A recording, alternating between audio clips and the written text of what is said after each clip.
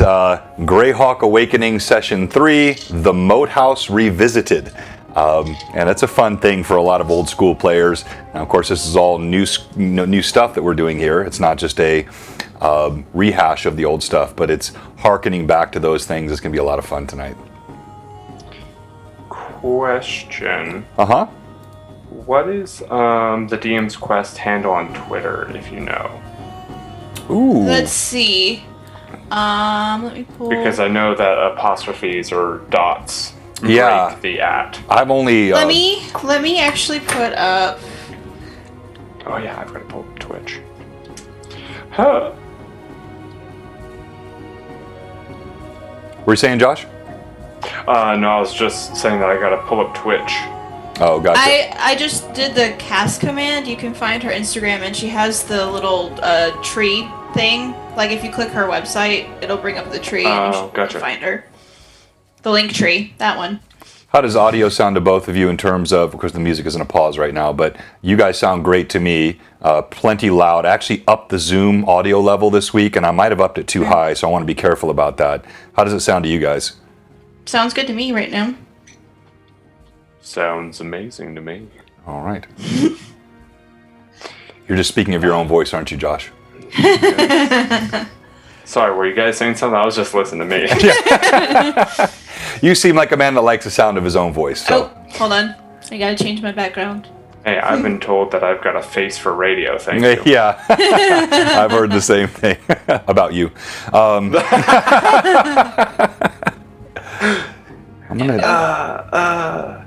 gonna drop the zoom just a touch. Why can't I? Link tree.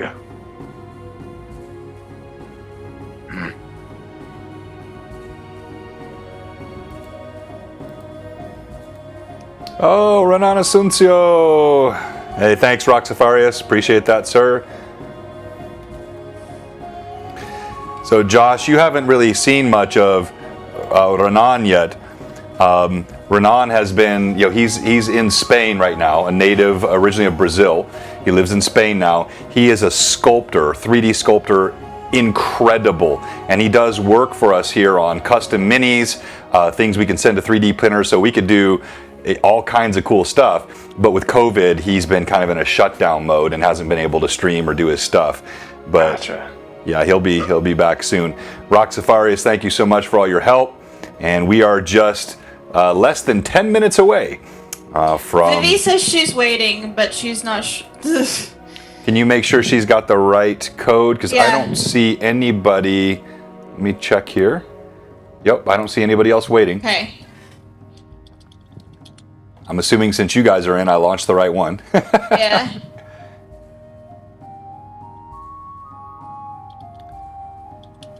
She might not have a Twitter.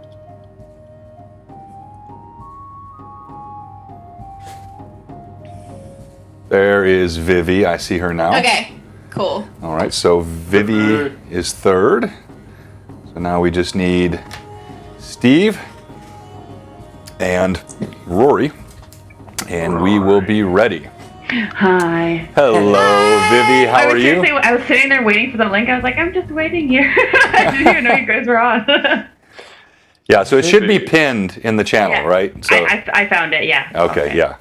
Yeah, that's okay. Yeah, I was just sitting here. I was like waiting patiently for the link, and then I got a notification on my phone that you guys are live, and I'm like, where? Where am I? No worries. We got time. Okay. But yeah, it's we want to make it easy for everybody, so we're going to do the same link every week. Okay. I mean, it's a small enough group. If somebody Zoom bombs me, I'll see it. And Rory should be coming on next. All right, good. So then I'll put him down. So what I'm doing here, guys, and this will help us in the future. You don't need to join super early, but I'll kind of open up the channel maybe 10 minutes or so early, 10 to 15 minutes. Anyone that wants to jump on the chat can. Hey, Retro Gamer, good to see you, sir.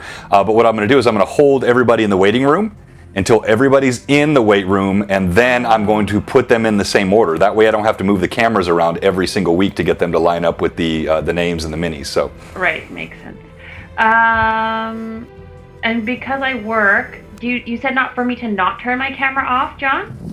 Yeah, when I leave? well, yeah, but we'll probably end really close to your same time, Vivi. So, Okay, you know, yeah. if we happen to still be going and you need to, if you need to leave before we wrap up, if you don't mind, just leave your background on. You know, that way we don't see anything but your background.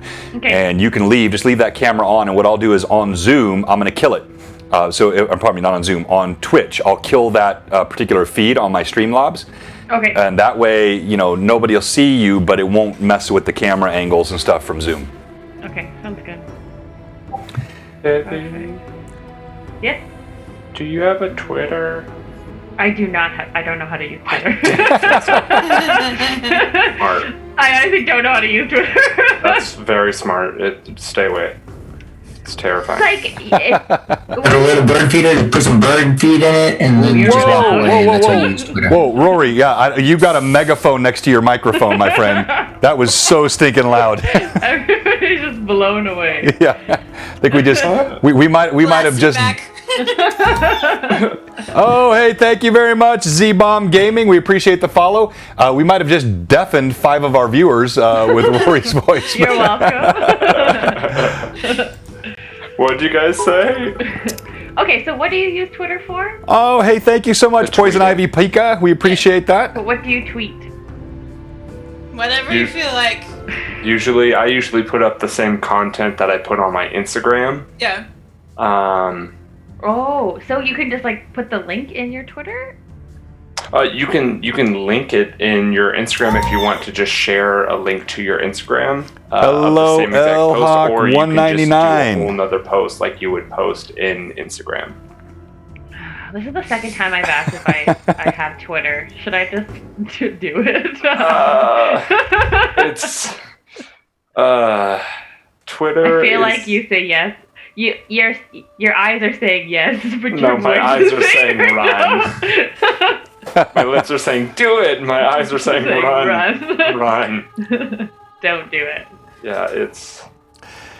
Yeah. Yeah, I so probably wouldn't have anybody on there except for you and Evelyn. Do you have Twitter? I do. Oh, okay, and Evelyn. John, do you have Twitter? yeah, well, it's Blue Box. I don't do personal Okay. social media hardly at all. I'm not a big okay. social media guy. Oh, thank you very much for the sub, Theater Evie.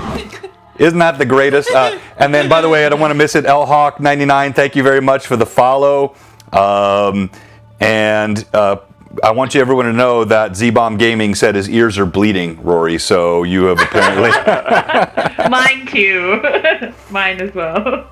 So I'll have to. I don't have my count will not update until I launch that view. But we're at I think 392 or 393 now, somewhere in there. Probably say 392.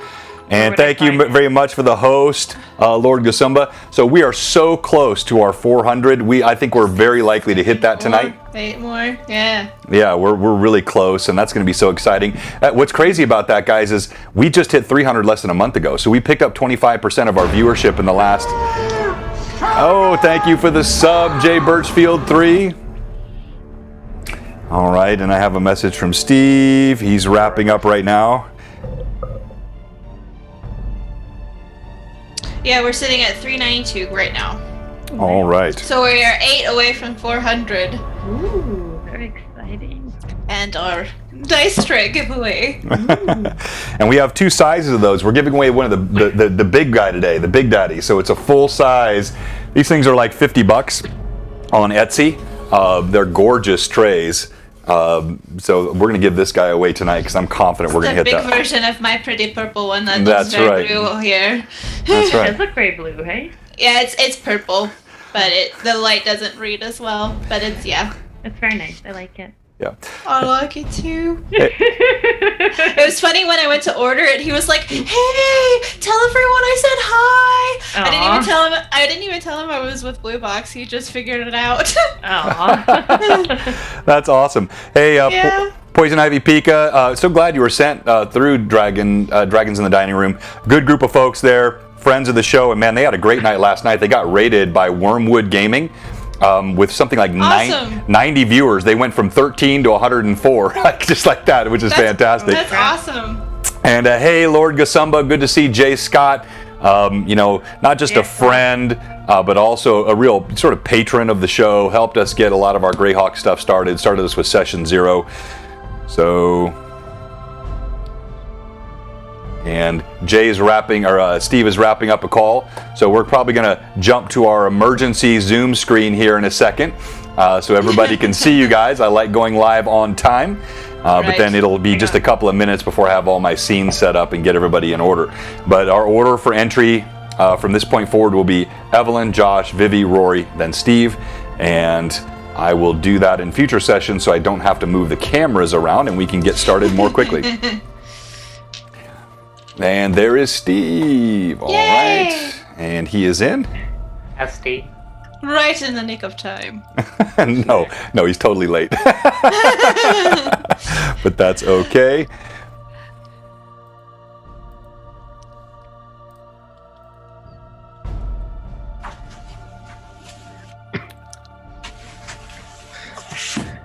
All right. Hello, Steve. Howdy, howdy. Can you hear me? We can. Thank you so much. I know 5 o'clock Central is a tough time for many of us as we're all dealing with our own work stuff and all that, but we appreciate people being on, and we're switching to our live video. And welcome everyone to Greyhawk Awakening Session 3. And it's going to take the DM just a minute here to get the cams moved around for the other views, because Millie has a beard right now, and Wilnan has really pretty long hair, so I got to move some of this stuff around.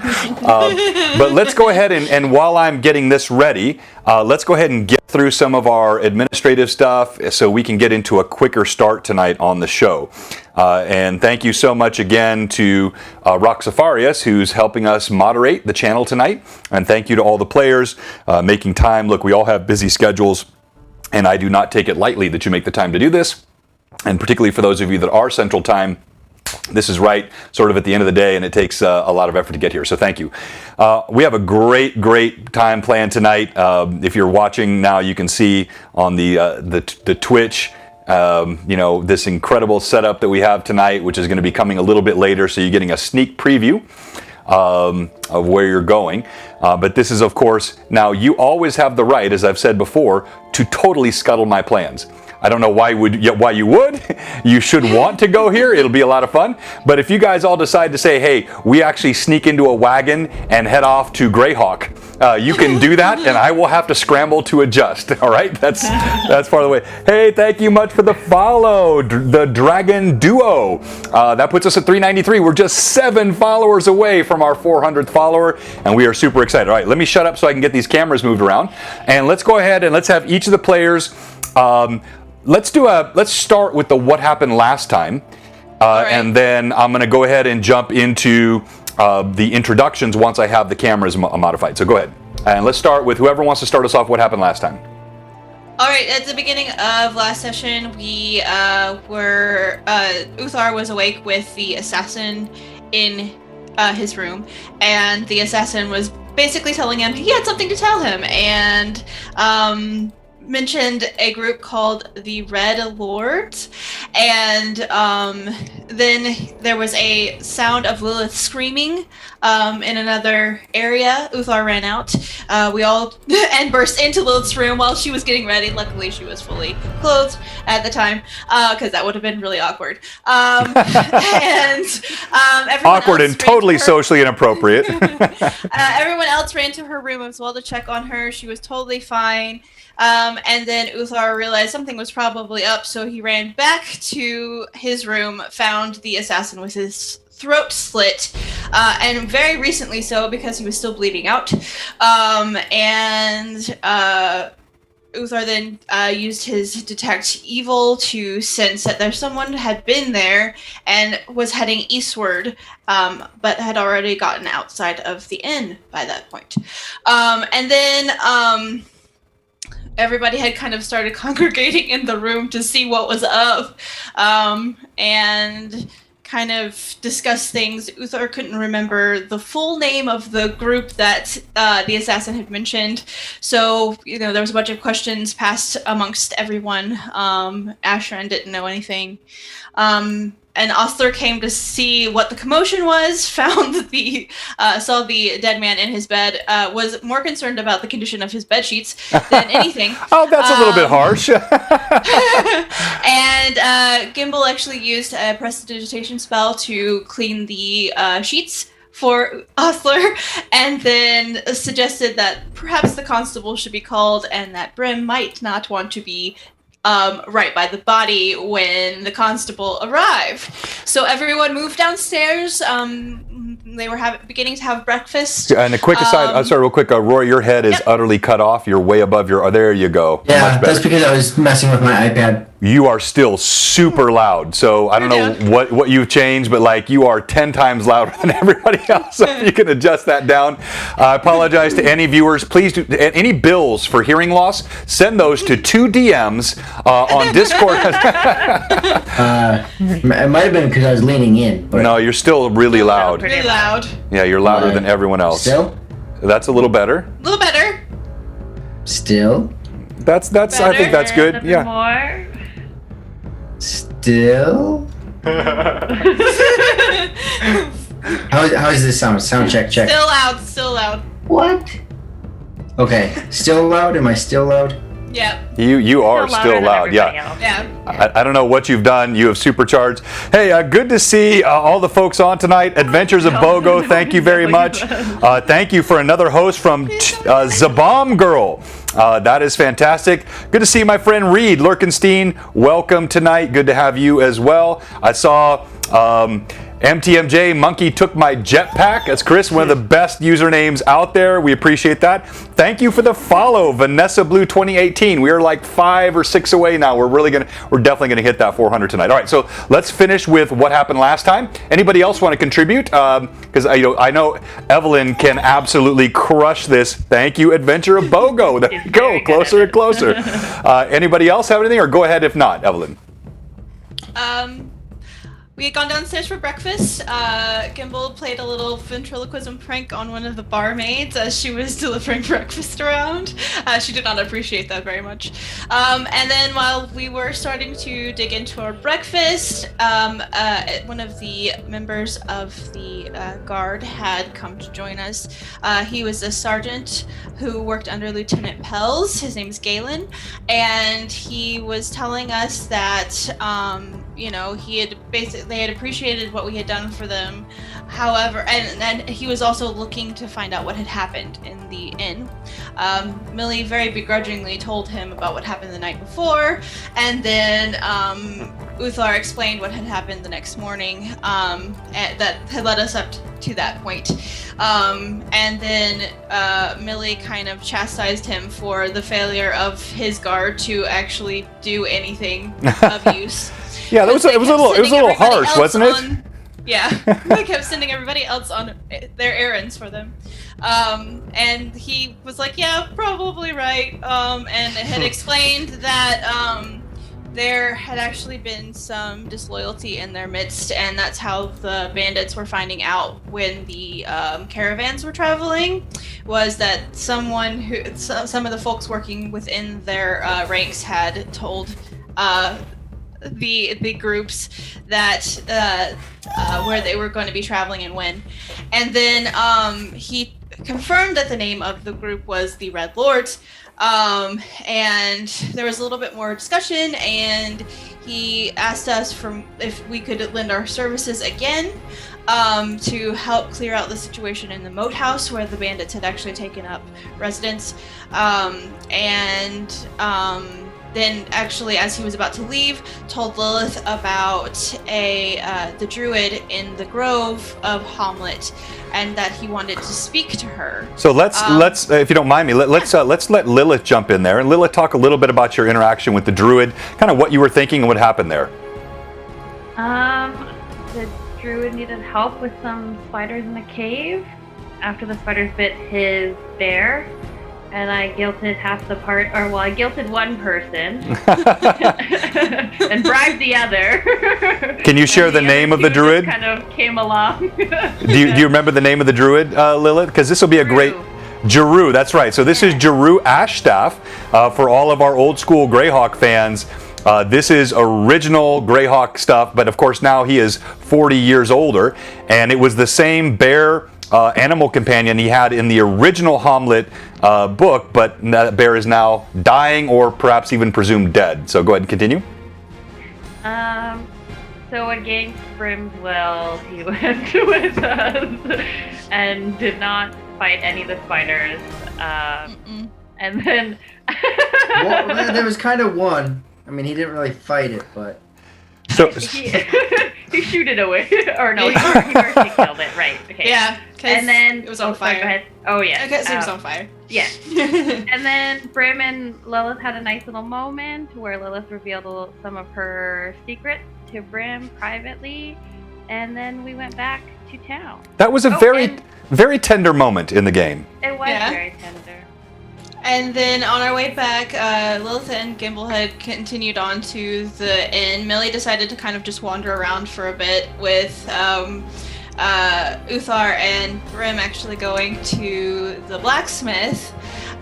There was another really lovely moment with Brim and Uthar. Brim was saying he wanted to get some armor, and Uthar bought it, paid for it for him. Yes. And Brim couldn't understand why and kind of left the blacksmith, whereon Millie actually came across him as she was wandering around and told him that maybe he shouldn't underestimate people or judge them in the same way that other people judge him. Yeah, I think that's exactly what he said.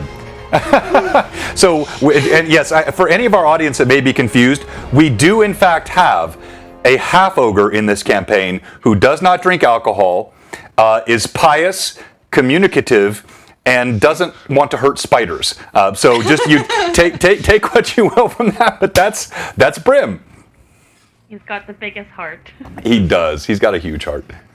A huge biceps and a huge heart. Biceps that aren't used. All right. Anything else? All right. Then That's where we kind of left then let's do this. So we're going to do a real quick introduction.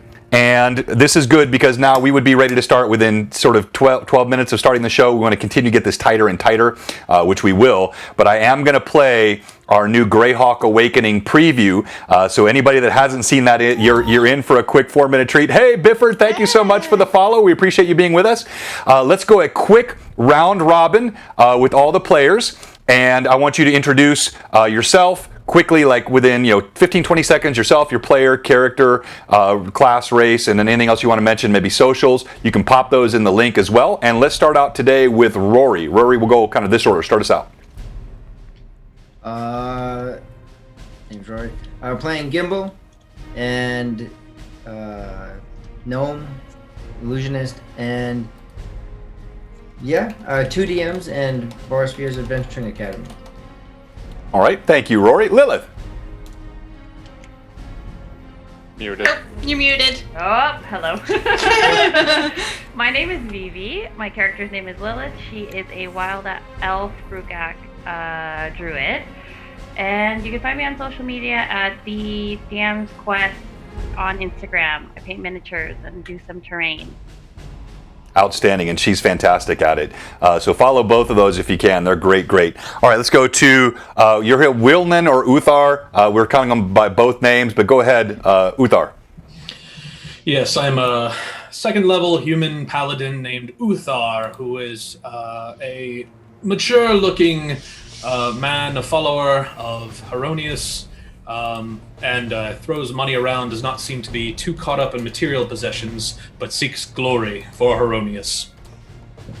Very well said. Brim. Hello, everyone. I play Brim or Brimstone. He's a half-ogre fighter, 2nd level. Oddest ogre you'll ever meet. And I'm Half-ogre. He always corrects me. He's a half-ogre. Yeah, sorry, half-ogre. But NPC voices on Twitter and Instagram, and super happy to be here. Outstanding. And last but not least, Mary Millie. Hi everybody, I'm Evelyn. I am Mary Millie, and I am a level 2 half-elven swashbuckler. In real life, you can find me on Twitter at TheaterEvie, and I am a prop maker. And I make all sorts of cool stuff, and I do art.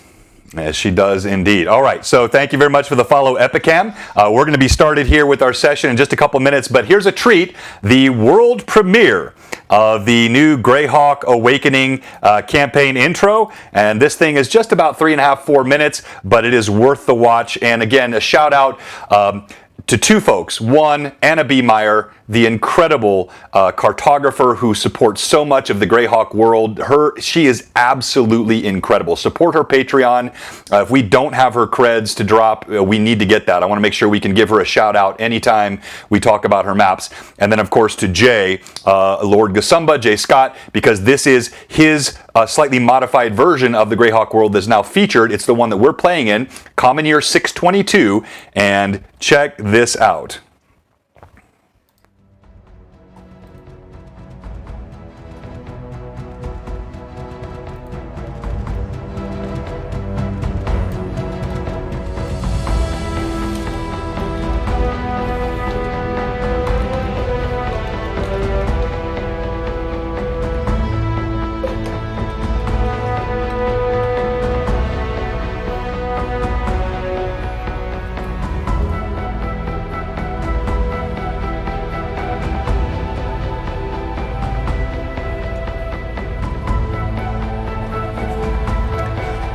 This is custom orchestral content for Blue Box.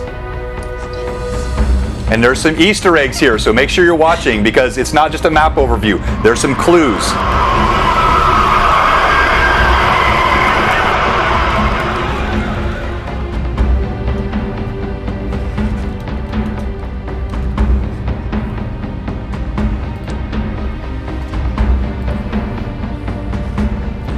And of course, in future weeks, we'll run this before the session, so you're not going to have to sit through this after 5 o'clock in the future. This will happen before 5 o'clock.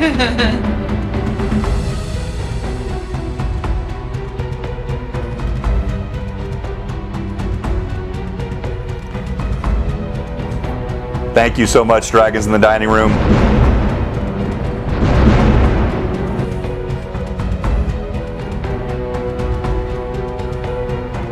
Thank you, Jay Birchfield 3. I'm pretty excited about it.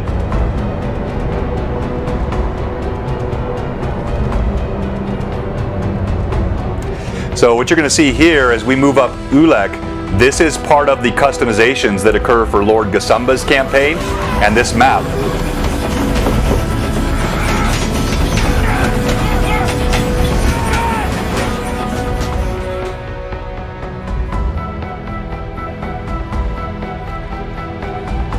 Then, of course, the moniker of the game world.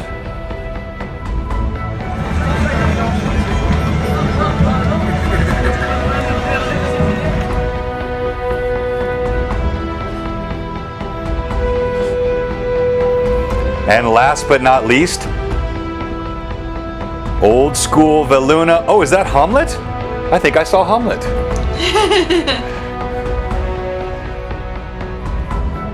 MTMJ, I'll hook up with you. I'll get you all the information on this. This is the work of Anna B. Meyer.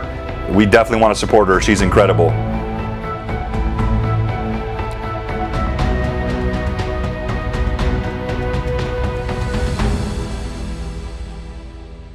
Huzzah! Awesome. All right, we are ready to get started. So, let's begin. And as a reminder to everyone, tonight we're gonna hit 400. I'm sure we are. We're sitting at. Yeah, so my follower goal is not updating right now. Hopefully it will update soon. It's sitting at 375 on Twitch, but you're saying we're at what? 398? 398. We're at 398. So 2 followers is all we need. We're going to hit 400, and we're going to give away this guy on stream a little bit later. This is a full-size Dragon Crafting Guild dice tray, guaranteed to roll more d20s. Every player's best friend, every player's worst enemy in the hands of a dungeon master. All right. it's now the next morning, and you guys are, oh, there we are, $3.99. Thank you, Real Abby Normal. I love that. Young Frankenstein shout out. So you're in the Inn of the Welcome Wench in Hamlet. This is, of course, common year 622, as I mentioned. You're in early fall. This is now thank you, Pat66, for the sub. You have rested the night before. Each of you gathered your items. So go ahead and, if you would, drop our Discord creds in the chat so people can follow this. We have some Discord channels which are the stores. So we have the Hamlet Supply and Trade, which is actually run by our own follower that you just saw sub, Pat66. He's been interacting with fantastic online text-based roleplay all week long. So you don't just have to wait till Tuesday for Greyhawk Awakening. You can participate during the week with the various channels and chats that we have, including online roleplay. So each of the players was able to gather supplies. They got everything from leather sacks to torches, food, some special surprises we're going to start off with this morning. And so each of you have everything that you gathered during the week. You rested this night in the Inn of the Welcome Wench, and we're going to begin our action the following morning. And we're going to begin with you, Uthar, Wilnan. You hear a at your door. Enter. The door opens, and at first you see nothing, then you scan down, and you see Gimbal standing in the door. He has a cloth apron tied around his neck, and he says, Are you hungry? Yes, I could always eat. And he leans over because sometimes it's just too much to carry. And he picks up from somewhere, he presents to you, here you go. And it's a plate of a couple eggs, like I think 3 eggs on there. And he leans back over, and from beside the door where you can't see, he pulls up, and he has a glass jar with milk in it. So it's a full jar. Well, I think you might want some milk with your eggs, but here you go. I thank you, friend Gimbal. And the most welcome and appreciated. The eggs have, you can't see the salt, but it's got salt, and you can see the pepper on top of the eggs as he presents it. How did you acquire and create such a meal? Oh, I mean, let's just go to the store and buy the stuff. And I had to put like a stool by the stove so I could flip the eggs, but I got it. So I am quite impressed with your culinary skills, my friend, and I thank you. So Wilnan, even though you don't have a window in your room, with the door open, you can see there is a window that normally sheds light down the hallway. There is no light coming in. So he has clearly woken you up pre-dawn. You can smell the scents of the cooking. Whatever Gimbal has done, he has purloined the kitchen and prepared a meal before Osler Gundagut even arose for dawn.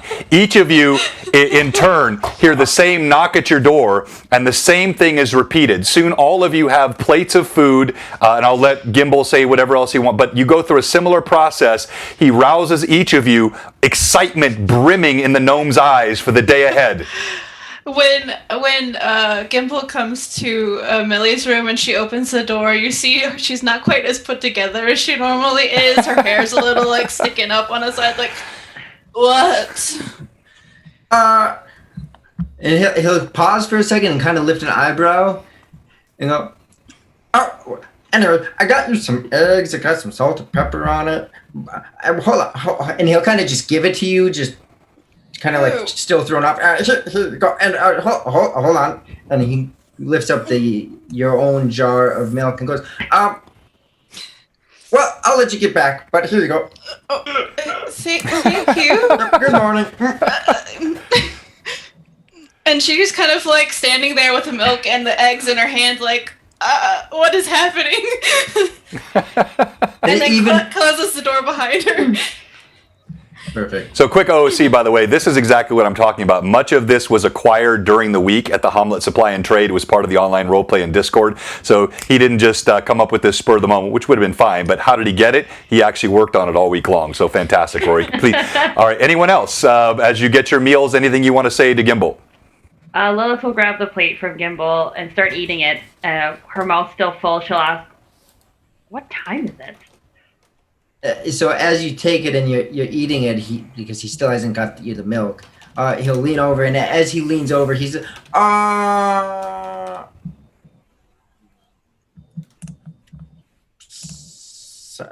sun's not quite. Here you go. Here's your milk. I really hope you enjoy it. I know it's been kind of stressful for you with the bear and the spiders and. I mean, the stuff we've been doing, so just, here you go. Just kind of, bye. So, Millie, as you're kind of rubbing the sleep out of your eyes and Gimbal is speaking, you do kind of cast a glance out, and you can just barely see the beginning light of dawn through the window. It is literally the crack of dawn.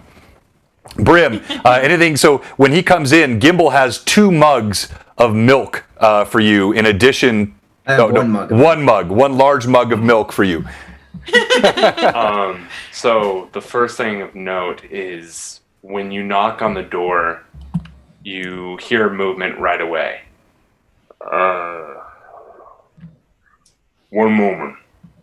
As probably about a minute or 2 goes by, and you can hear movement, like either clothing or bed sheets being moved around, and then who is it? Down here, Brim. Gimbal. As he opens up the door. And he'll already have the plate in hand this time, because now he's only got 1 plate. And so, like, the whole time he's been carrying around 4 plates, 3 plates, 2 plates. So he preps as he goes to the next one. He puts all 3 of them there, and he gets to the next one, puts all 2 there. So now he actually has it in hand, and he goes, 3, 2, 2, 2, 6. Here's 4 or 5 eggs for you. I thought you might like some eggs and salt and pepper, and there you go. Thank you. Yeah. And hold on, Brim. And he'll get his last, and it's actually a jar. He bought 4 glass jars of milk. So he'll grab his last jar of milk and say, I know how much you like milk, and I don't think it's ever going to make me tall. But here you go. Maybe one day it'll make me like you. And here's some milk. Not make him like you, make him like you. He already likes you. You not like Brim. He kind of grabs the milk, smiles at it, puts it to the side, and Gimbal, you never need to be like me. You're perfect the way you are. Aww. Well, all right. I mean, we all have things to work on, but... Do you want to be small too? No. No. Okay. Would you like to come in? Sure. Pat 66 said you might be milked out, Brim. Maybe it was just too much. Never. He opens up the door, and you see that there was a bit of almost like a bedcloth on the side of the bed. Doesn't seem like the bed has been slept on or it's been made recently. Everything in the room has been put together very finely, very nicely, not shoved any which way. And he takes his maul and he puts it on its head. And so the stool bottom is facing upward for you to be able to sit on it. What made you want to do this? Made me?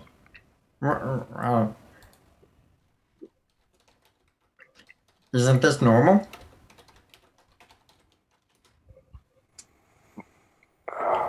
I mean, for most people, no. Most people aren't awake at this time. Oh, I thought you meant the eggs and the milk. Well, you see, I had to get into the kitchen before. I needed to get in there when it was still empty. That makes sense. So yeah, the plate and the fork. Well, anyways. All right, so as you're enjoying this, each of you devours clearly freshly prepared these supplies just recently procured from the Hamlet Supply and Trade, where Federum, played by our own Pat66 viewer, has given each of these ingredients, which have made a phenomenal meal. Clearly, Ostler Gundygut allowed Grim to use his kitchen before things were open, and as just barely the first light of the sun is creeping over the horizon, each of you have finished your meals. Gimbal hustles in the rooms, clears the plates, and soon each of you, unless you have something else to do, and I want you to let me know, I'm going to have you kind of move downstairs for the next part of the session, but is there anyone doing anything in your rooms, any sort of final preparation before you get ready for the day? I would get all of my things together that I would normally have with me, along with perhaps the things that I purchased at the store in case we're going anywhere further. And then I'm actually going to go to Brim's room and knock on the door, see if he's there. Yeah, so actually the door to Brim's room is still open. You see Gimbal come bustling out with a couple of plates in his hands. Good morning. And he kind of bows his head a bit. And you see he is already clothed, and when he answered the door for Gimbal, he was already clothed, fully clothed. Morning, Millie. I just wanted to mention something about our conversation that we had yesterday. Of course, would you like a seat? And I point to the stool or the bed. I'm just going to stand, thank you. But I would just say, perhaps, maybe don't tell everyone that I was nice to you yesterday. I have a bit of a reputation to uphold, you know. And it wouldn't look very good for me to be going around having heartfelt conversations. But well, I saw you were a bit out of sorts, and so I thought perhaps, well, you know, everybody's got to be in tip-top shape for us to go and make that coin that we so deserve to make. So anyway, I'll see you in a bit, and she just kind of runs out of the room. In a couple of moments, you hear the hobbling steps of Ostler Gundygut as he comes up the stairs. Hello, adventurers. I am so glad you have slept through the night. That nice young gentleman, the sergeant, whatever his name is, names escape me after all these years. He's waiting for you downstairs. He said you had asked him if he had anything that could be of aid, and he has something for you. Thank you, sir. And I grab my pack, and which is basically empty, but I grab it anyway, and my armor and equipment, and I head down the stairs.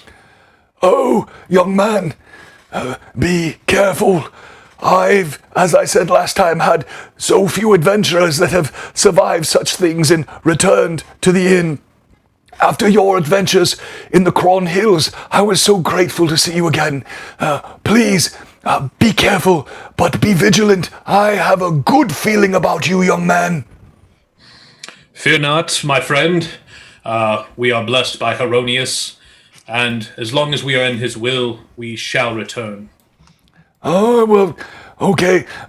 But don't just trust in the gods. You gotta keep your wits about you, too. Good advice. You are a good man.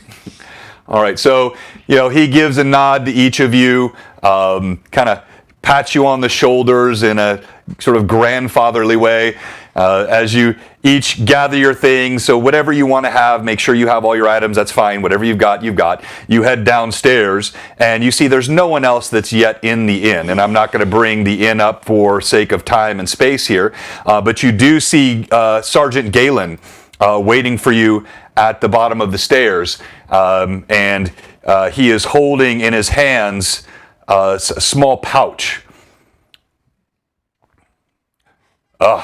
Welcome. I I hope I have not... Well, I see I haven't obviously bothered you too early. I see you're all awake, alert, and ready to get a start on the day on your journey to the Moathouse. Yes, I suppose. Well, then, I have two things here for you. One, a simple map. This will show you the road. It heads toward Nulb. You will find the Moathouse just off the road before you reach the town of Nulb. And he gives you a map that shows you the route. And he says, and then also, as you are arriving at the Moathouse, if in fact our information is correct and the Red Lords are inhabiting that old abandoned Moathouse, which has been decades since anyone was there, if they have somehow managed to inhabit this area, you may need some effort at reconnaissance and looking around before you determine what your next step will be. And this will aid you. And he holds out a potion. It's in a clear flask, and you can see a dark liquid that kind of swirls around inside it. I am told by our local herbalist, if this is consumed, it will make the consumer very, very difficult to see, particularly by night. Not truly without sight, but hidden within shadows in enormous ways. This could be very helpful to you, as I had promised to do.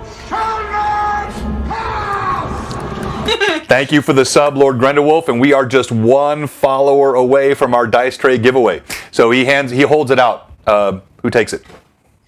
I'll take it. Yeah. Surprisingly, Millie snatches it first. Who would have thought? Thank you. This will come in very handy, I believe. He says, have you any other questions?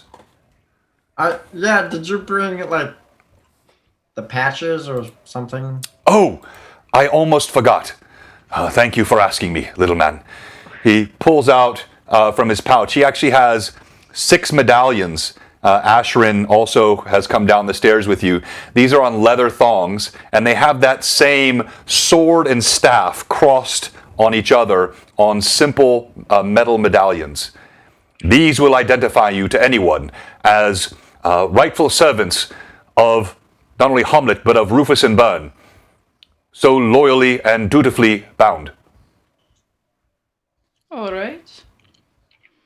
I'm guessing we take them, and I'm actually going to slide mine in my pocket for right now. Lilith will take hers and kind of inspect hers and just kind of flip it around and look behind and kind of see what it's made out of, and then look around and just put it in one of her pockets that she has. Okay. Lilith, as you look at it, it looks like it's made of... Grim gives it the bite test. Lilith, it looks like it's made of common iron, but then there's an enamel which puts the sword and the staff of Rufus and Byrne crossed on it. Ostler Gundigut comes padding back down the stairs and says, "Thank you for the cheer, Camelise." No, that's not what Ostler says. Sorry, that's what I said. He says, "You're welcome." "Well, hi. I'll have rooms and board waiting for you. I'm getting some more of that fine Thurondish ale. And I'll be sure I have some ice-cold milk on tap for you, Master Havoga." And don't forget the whiskey, darling. I would be very sad if there was none when Oh. I got back. You just wait. See what I have in store for you when you get back. It will make your insides burn and rejoice. Oh, that sounds perfect. What? Why?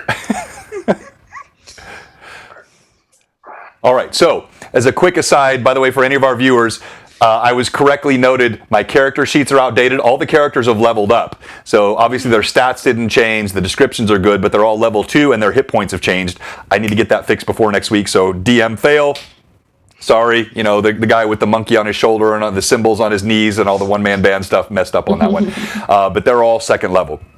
So Sergeant Galen, he nods at you, he says, "Again, I thank you. You will be as well rewarded, if not more, than what I have promised." He nods as he stomps out. His boots kind of make a loud sound going through the inn. He opens the door of the welcome wench, and as he closes it, heads back out. Osler Gundygut just says, "Well, is there anything else you'll be needing before you leave?"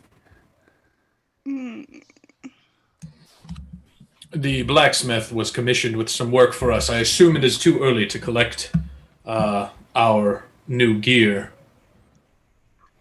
Oh, well, I don't know what you asked him for, but given I think you just went there yesterday, it typically takes him several days to make anything of worth.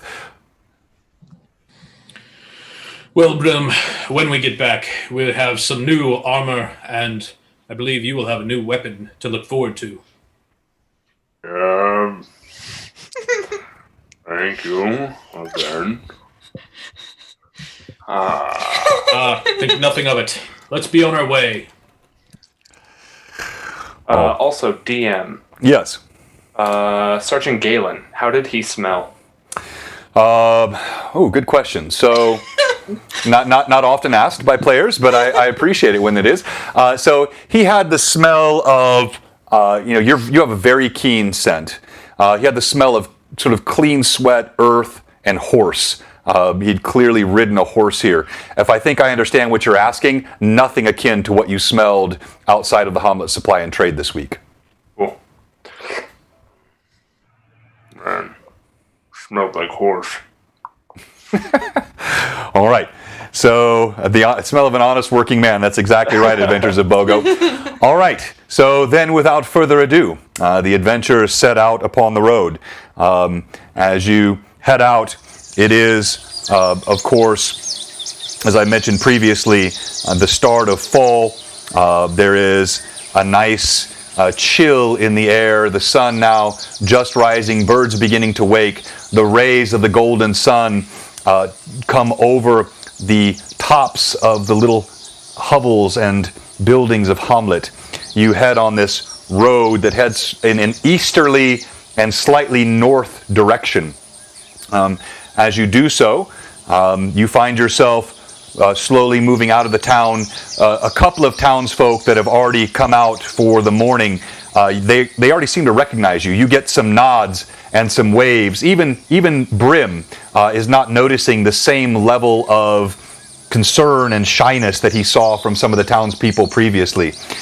So they smile and wave at you as you slowly leave Hamlet and head on that east and northerly road.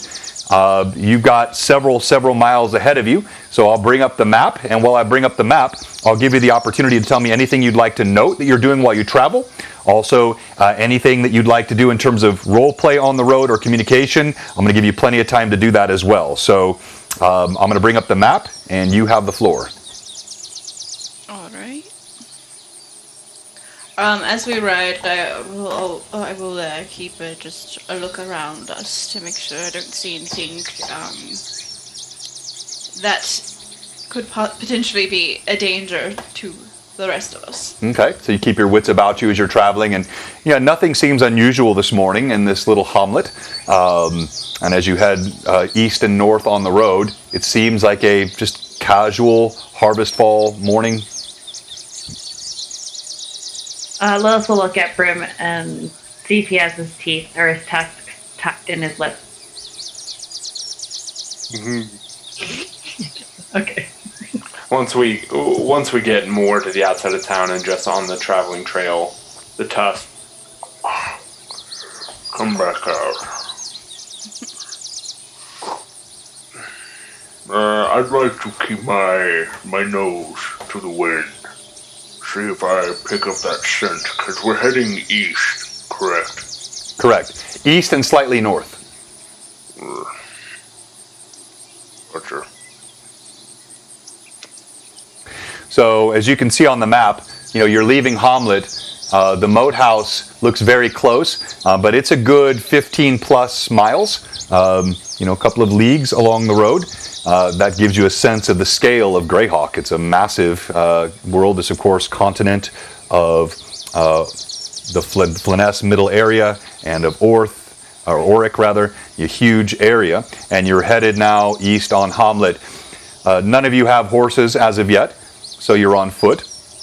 And you see Brim's strides match 1 for every 2 of yours. He almost has to intentionally slow his pace. You keep your eyes about you, looking to the sides. It's a fairly forested area that you're traveling through. The different trees have begun to turn colors with the fall.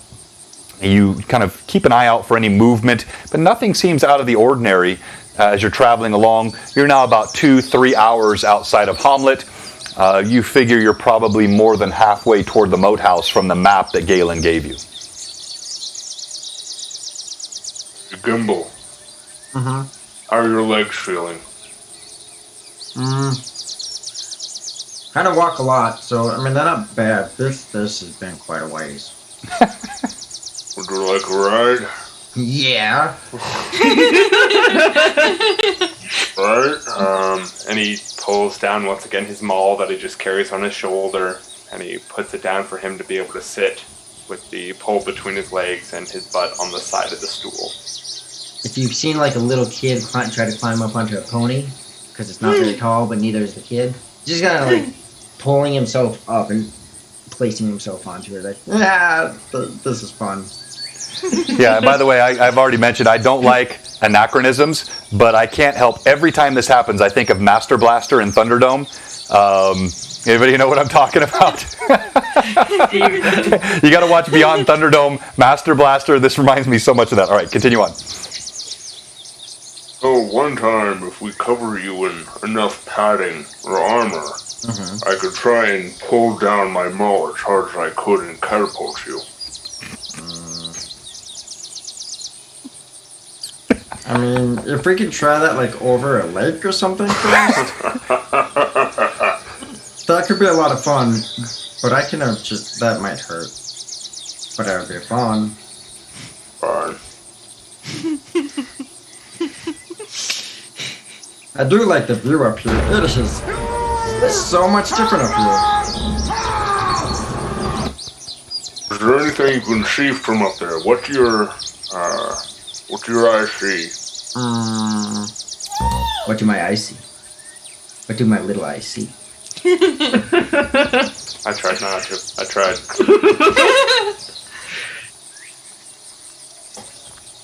Is there anything that I see in the horizon? Any kind of... Is this all open field? No, so it's fairly wooded. So as you look, you see trees all around. As I said, some of them already turning colors, some still green, some beautiful hues of yellow, amber colors, and the road has a bend up ahead, a slight slope upward. And by the way, just a real quick, I think that was it. I think that was 400. Am I right, Evelyn? Let me double check. My follower goal's not updating here on my Twitch screen, so I'll double check why that's not working. But let me see here. Maybe if I hide it and restart it, it'll work.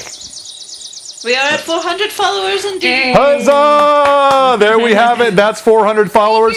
I won't keep interrupting, but that's what we wanted to see tonight, and we're giving this guy away a little bit later. So all of the viewers who are on, you'll have a chance to win this one right here, Dragon Crafting Guild dice tray, full size, like $50 on his Etsy channel. Check him out if you haven't already. Dragon Crafting Guild, John, great guy, supporter of the stream, and we're going to be giving that away. All right, so Rory, that's what you see, a bend up ahead and a slight slant up in the topography.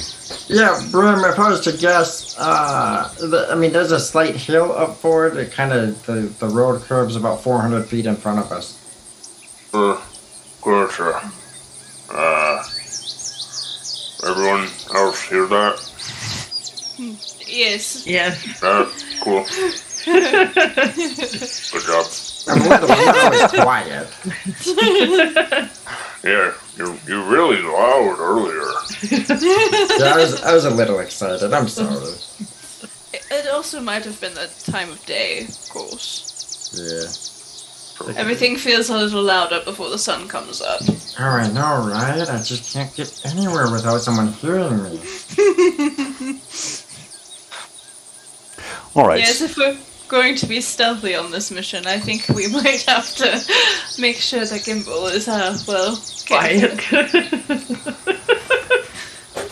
So, as you continue along, I failed to mention, but it's absolutely accurate. So if Brim's steps are 1 to every 2, Gimbel's steps are 2 to every 1. As you make along the road, occasionally grumbling, but of course that wonderful breakfast that you had sits well and does you in good stead. As you walk, it's hard not to just enjoy the beauty of this area of the Flyness. The rich wildlife, there's a sense of serenity, almost a bucolic environment. Then though, as you come around that bend I mentioned earlier, you see something on the road, perhaps half a mile, quarter mile ahead. It looks like, yes, a wagon that's overturned on the side of the road. Is there anybody near the wagon, or is it just empty? Does it look abandoned? So at first, as you're looking, you see a horse, which is apparently broken of its tethers, is walking around loose near the wagon. You don't see anyone else on the wagon. I'll approach the horse and kind of pet it. I'll start going into the forest to the side. Because if there were any people hiding in the forest to the sides, I'd like to possibly walk in on them. I guess I'm going with him. Can I look around and kind of inspect everything around the area, like as close as possible, just using my perception? Sure. Nice. So as you get closer, you actually see there is, in fact, there is a man that's pinned underneath the wagon. So I have, and just for our viewers and remind our players, we have the minis here. So this is the half-ogre Brim here. We have Lilith here. We have Ashrin here, who is the NPC cleric with them. You have Uthar or Wilnan here. And you have Millie here. And by the way, this will probably be the last week with some of these minis because all of our characters have special new minis that they have commissioned and are going to be sending here. So we'll have their custom minis ready. So you see the horse, as I mentioned, and there's a man. As you get closer, his head kind of lifts. You see he's bleeding profusely. It looks like his leg is pinned under one side of the wagon. Thank the gods. Help, please. They have them. Be calm, my friend. And I go down to see if I can start lifting, and I call out to Brim for aid on lifting the wagon. Right. Coming up, I'd like to once again take a deep whiff. Okay, go ahead and roll D20 for me and add perception, please, Brim. How's that man whiff? Oh. Okay, that man whiff, that perception, not going to be great. That'd be search, right? That'd be search, or would that? No, be perception. Spot? Perception spot. You should have a perception check. Okay, yeah. That'll be a 10. A 10. So you smell only the sweat of the horse, the blood on the ground, and there is the scent of others that have been here recently. You see Wilnan Uthar, he's got his hands on one part of the wagon yoke. Just going to walk over, put my back to it, put my hands underneath the side, and just stand up. At which point I slowly pull the man out from under the part he was wedged under. So this is, Wilnan, as you gripped it, it felt quite heavy. You see Brim as he walks up. It is almost effortless as he just presses this wagon yoke above his head. You see sinew rippling across his body. You've not seen him actually employ this in combat yet, but apparently wagon lifting is his thing. And as he does so, you see the man hobbles out, his leg badly damaged. He looks something like this. He's got bindings on his arms, which look like they've been broken, leather thongs on his arms. It looks like he's been whipped and beaten. He's got a hole where it looks like he had an arrow that he pulled out himself. You see it laying on the ground. Oh, please,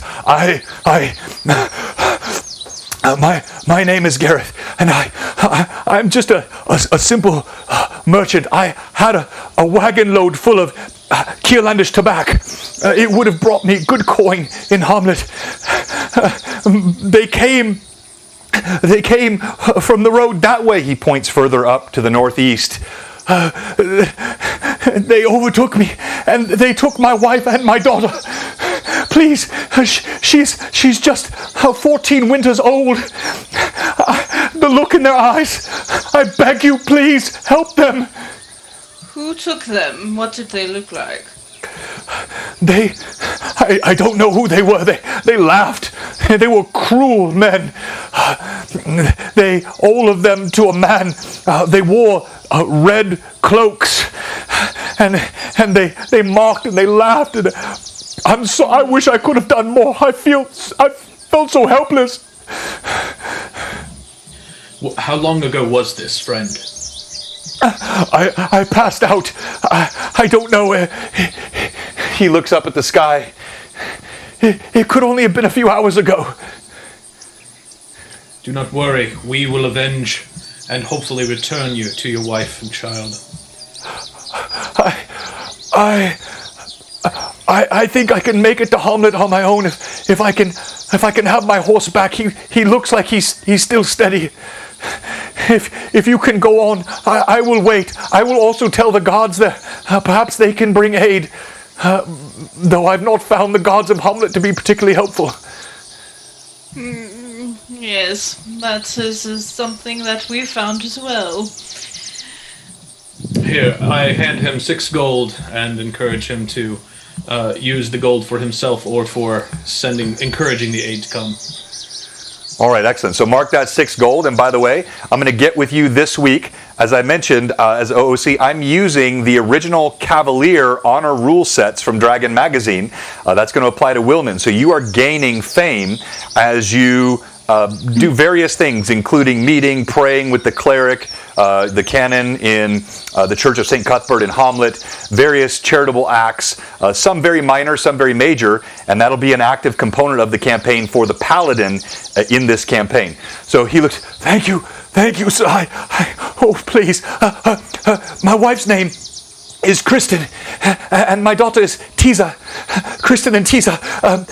My wife, she's a beautiful red hair with just traces of gray in it now, and my daughter Tisa, blonde and beautiful, as I said, just 14 winters. I shudder to think what these people will do to them. Please. Fear not, we will return them to you if we can. And clearly, Heronius has put us on this path to aid you.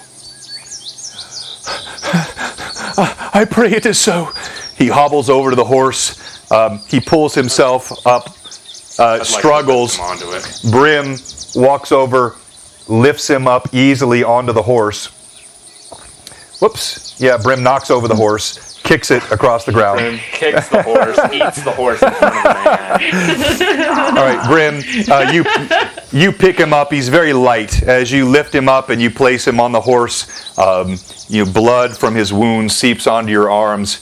He looks at you. He says, I see you also have been acquainted with pain. I thank you, friend. He looks at your scars as he says this. And you see, even as he slowly takes the horse and trots toward Hamlet, he keeps looking over his shoulder, this imploring, pleading look in his eyes. Please, oh please. Before he takes off too far, Lilith will ask how many men were there. There were 5 of them that accosted me. I could do nothing.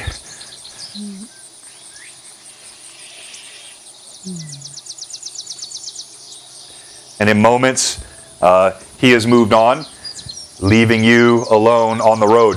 You do see the wagon. It has been stripped of all goods, and there is the smell of tobacco in the air. You see one crate that's turned over and broken with sheaves of thick green leaves.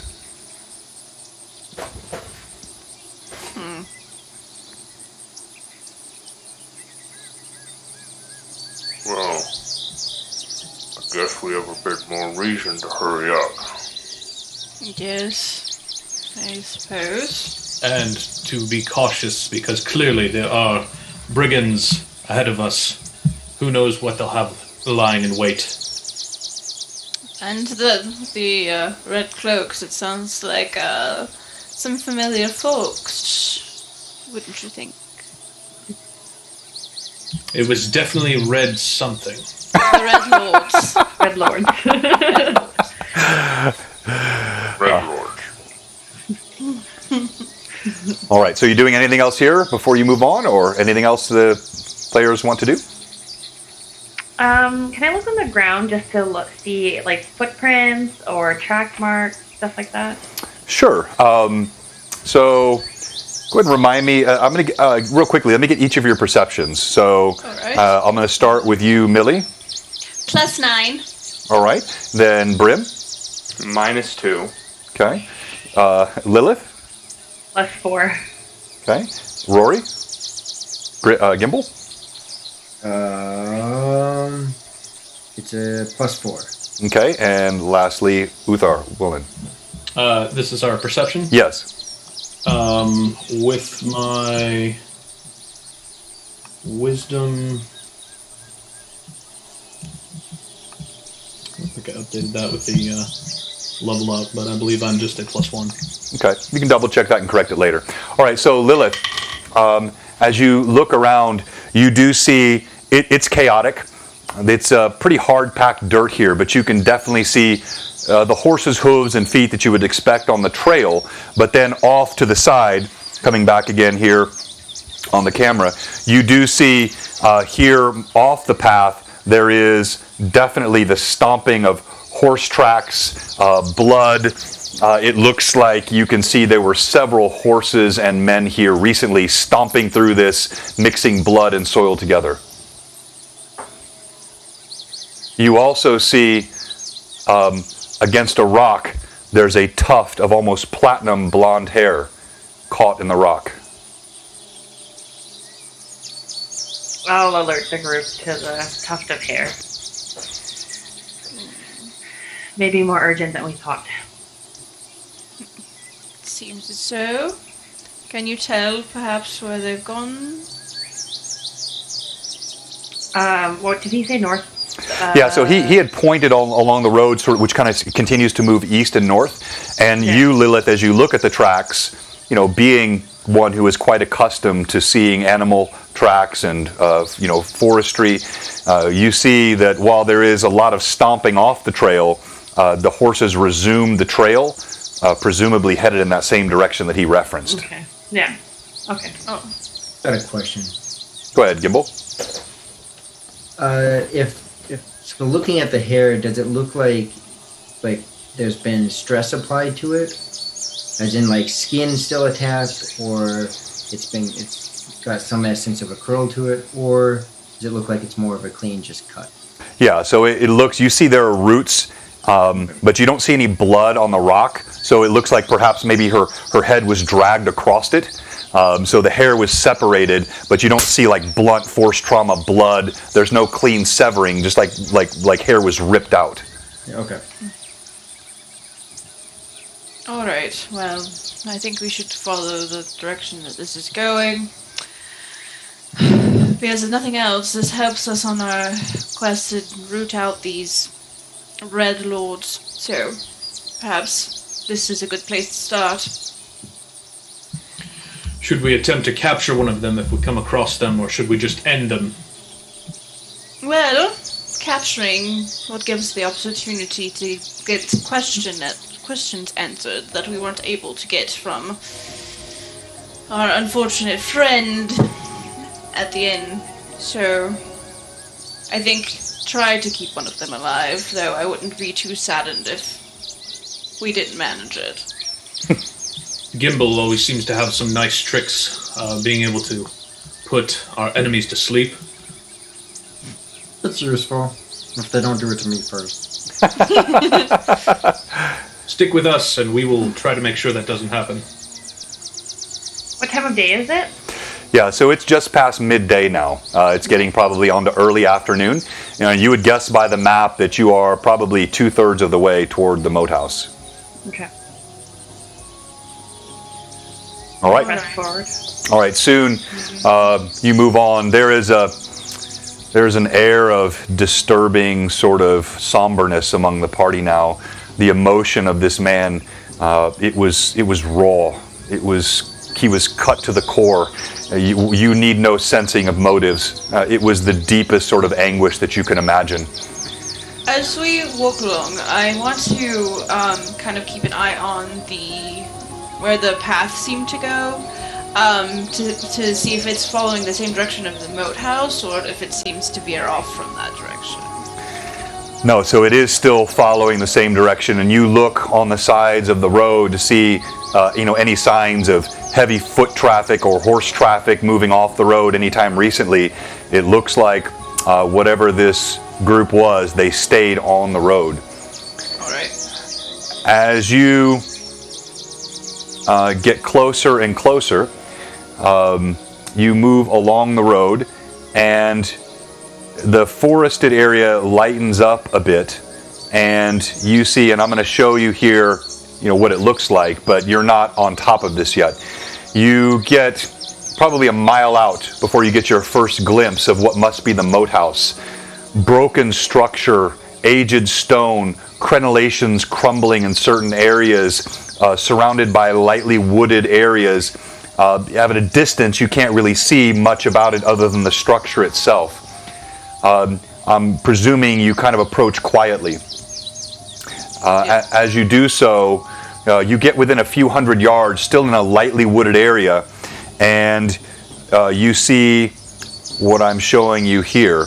You see a structure of stone that clearly was once a fortress, but parts of the stone wall are broken down badly. You're hidden in the forest. You're on the other side of this bridge that you see here. So you're kind of back behind. You can't see where you're at now.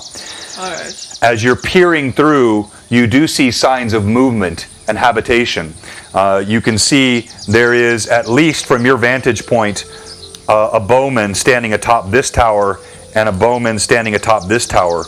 You see an area of crumbled wall here, and it looks like you can see other areas of broken walls and ruins. The entire top level of the Moathouse, not the towers itself, but the inner area, looks like it's crumbled. So most of these structures you see are ruins. But even from your vantage point in the forest, you can narrowly make out that there is a wooden structure that has been recently erected inside the Moathouse here. You don't see any men around you in front of the water.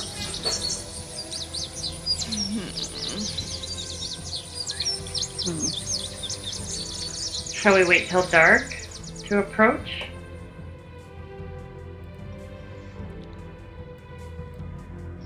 Perhaps now would be the time to use the potion and have someone scout where our enemies are hidden. As the man said, it only works in shadows, and there aren't a lot of shadows at the moment, with the light the way it is, so... It is a shame that it seems there's such urgency, or else we could take advantage of the night. Ashrin says, "Well, I want to save them as much as anyone else, but I can't imagine that a couple of hours would make a difference, and that is no easy target that we look at there. I think the cover of night would be wise."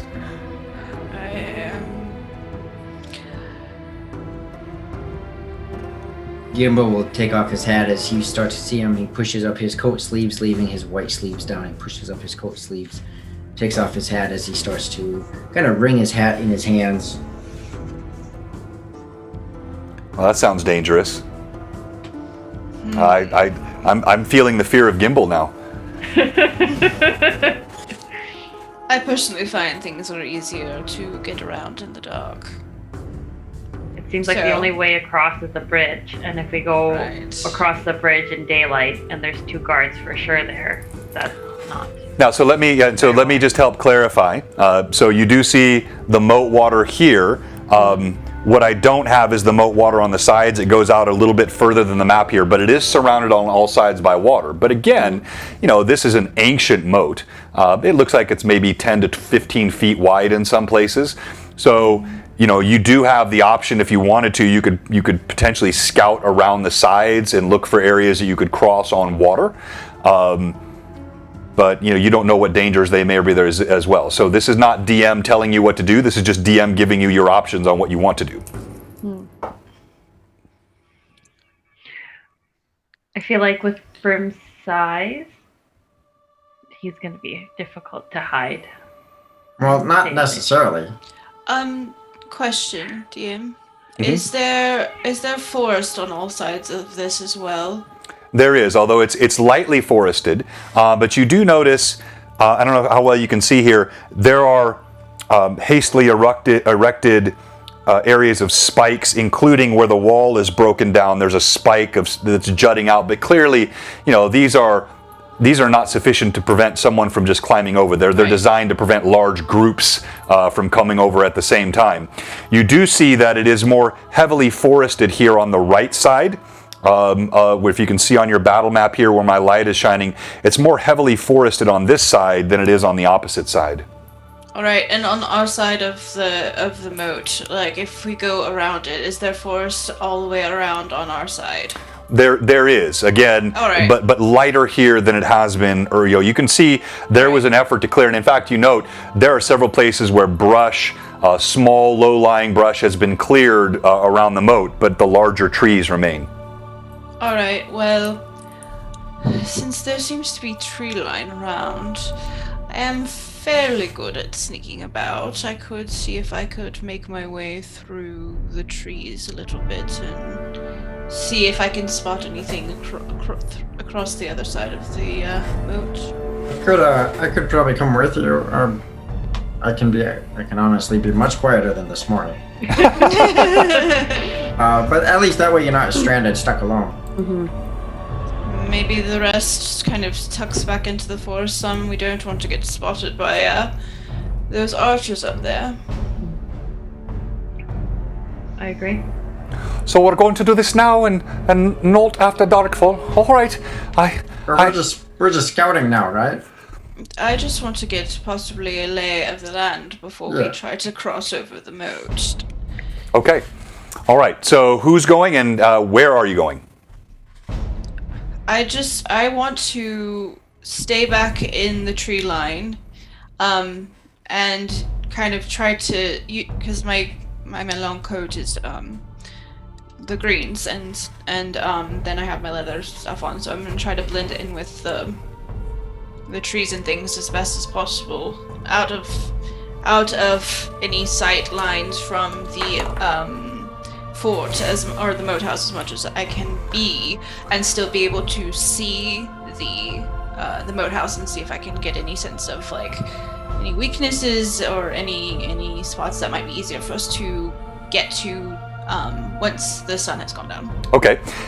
Is anyone going with her, or is this? Gimbal is going with, and Millie, I'll just stay like 15 feet behind you. My green coat should also help.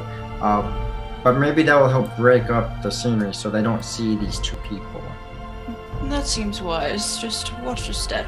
Light footsteps if possible. Oh, yeah. Yeah. Okay, so Wilnan, Brim, Lilith, are you doing anything as they move on? Perhaps we can lie in wait for any patrols that might come by, see if we can waylay them and capture them, and otherwise just stand and wait in case we are needed. I have a couple ideas if, for some reason, our friends are spotted, that we might be able to help. Sounds like a good idea. Okay. All right. And you look very conflicted. No, more pissed off. Before I told you, I don't kill innocent creatures. They have chosen their side. Ooh, I got chills. Gonna walk off a bit and try and breathe. All right, so Lilith, I'm going to ask, Millie, I'm going to ask you and Gimbal, both roll d20 and add your dex bonus for me, please. Do I add my stealth skill? Not as not well? yet. We're gonna do that in a second. Right now, just add your base dex bonus. Okay. Okay, that's an 18. All right. Sorry. No worries. No, Millie. Sorry. Dex.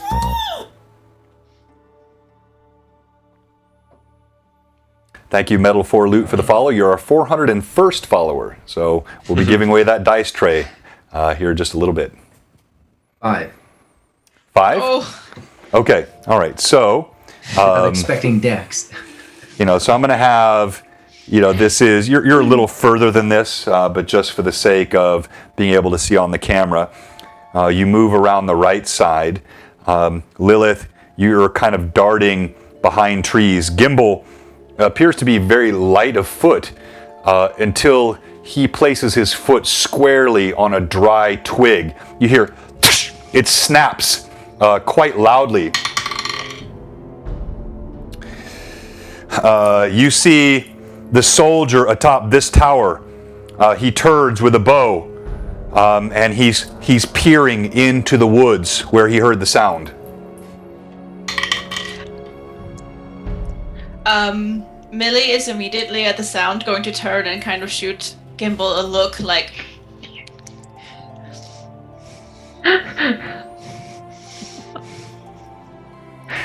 All right, so... All right. And then she's going to turn back and see if the guard seems to have noticed them at all. Yeah, so the guard is peering right at you, and I've pulled up another camera angle. So you're hiding behind the trees here.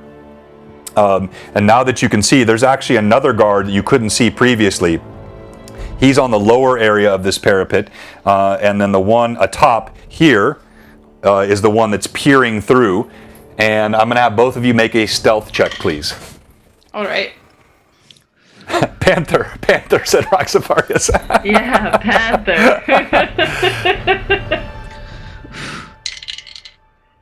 Natural 20! Woohoo! Yay! So that's a 25 with my stealth. All right, and Gimbal? 14. Gimbal, you feel yourself about to belch, but Millie, with her nat 20, she consumes you beneath her cloak and covers the sound completely. In moments you see, you can't hear, it sounds like a curse in the distance, and the man turns and sort of moves elsewhere along the tower. So, coming back now, you can see clearly from this angle, there is a broken spot in the wall here, quite deep. It's this area that you see. Well, let me transition this over and kill the multiple view so you can see. You see right here, it's broken. There is a set of wooden spikes. You see runes inside here. Do you continue along? When I'm looking, does it seem like this area is possibly less guarded at all, or more like open for us to slip into, perhaps? So from what you've seen so far, I wouldn't say that it's necessarily less guarded, but definitely has more cover. You see, as I mentioned, there is not only the heavy foliage here, this is the more densely forested area, but you have a stone outcropping here, which provides cover. And then there is also the structure inside, the runes. These are obviously part of the Moathouse that used to rise above ground that have now broken down over time. So this definitely looks equally guarded, but more covered than other areas you saw. All right, so I'm going to give it a moment to make sure that there's no one possibly looking our direction, and then I'm going to continue on. Just a question. You said the moat goes all the way around? It does. So the moat is between us and the wall? That's right, yeah. So you don't see it here. It's kind of running right here along the edge here of the wall. That is something I would have looked at as well. How deep did this moat seem at this spot?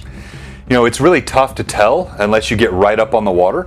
But it's clearly very old. Silt and soil have filled the moat over time. if you had to guess, absent getting in there, sounding it, diving down, maybe 6 to 10 feet. All right. But yes, okay, so now I'm going to turn and try to continue along. All right.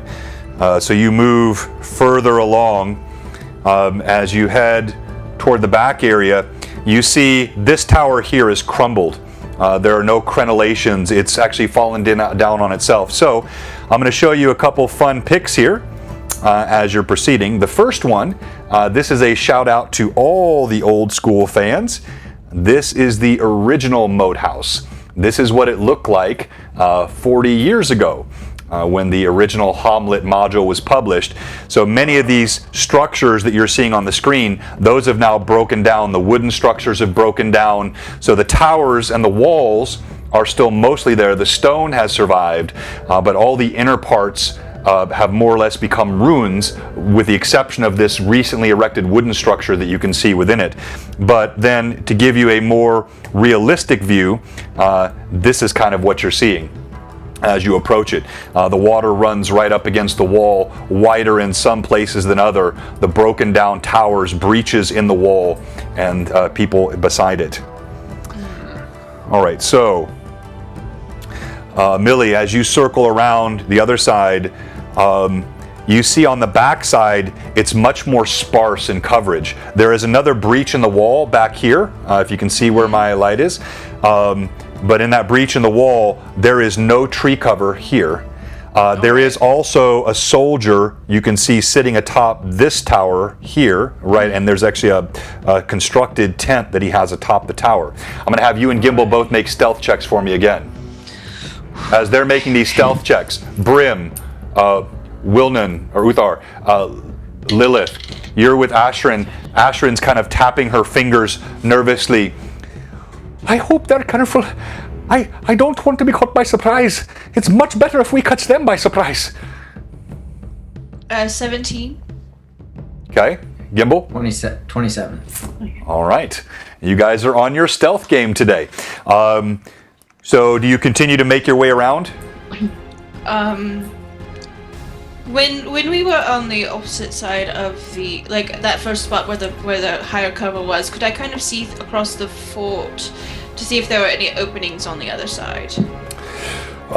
So if I understand what you're asking, you mean on this opposite side where you saw the breach? If I could see the opposite side. Yeah, you could see that was the most, that had the highest structural integrity in the fort. Okay. So this wall, not only was it full, but you could see there was a recently constructed stable here with horses and it looks like oxen in the stable leaning up against the wall, and you saw no signs of any breach in the wall here. So the 3 breaches that you have detected are the one that was at the front, the one on the side here that you first investigated. Let me make sure my light's showing in the right area here, and then this third one in the back. Those appear to be the 3 areas where the wall is broken down. And I know that there's not as much cover here, but does the moat seem narrow at all, less deep?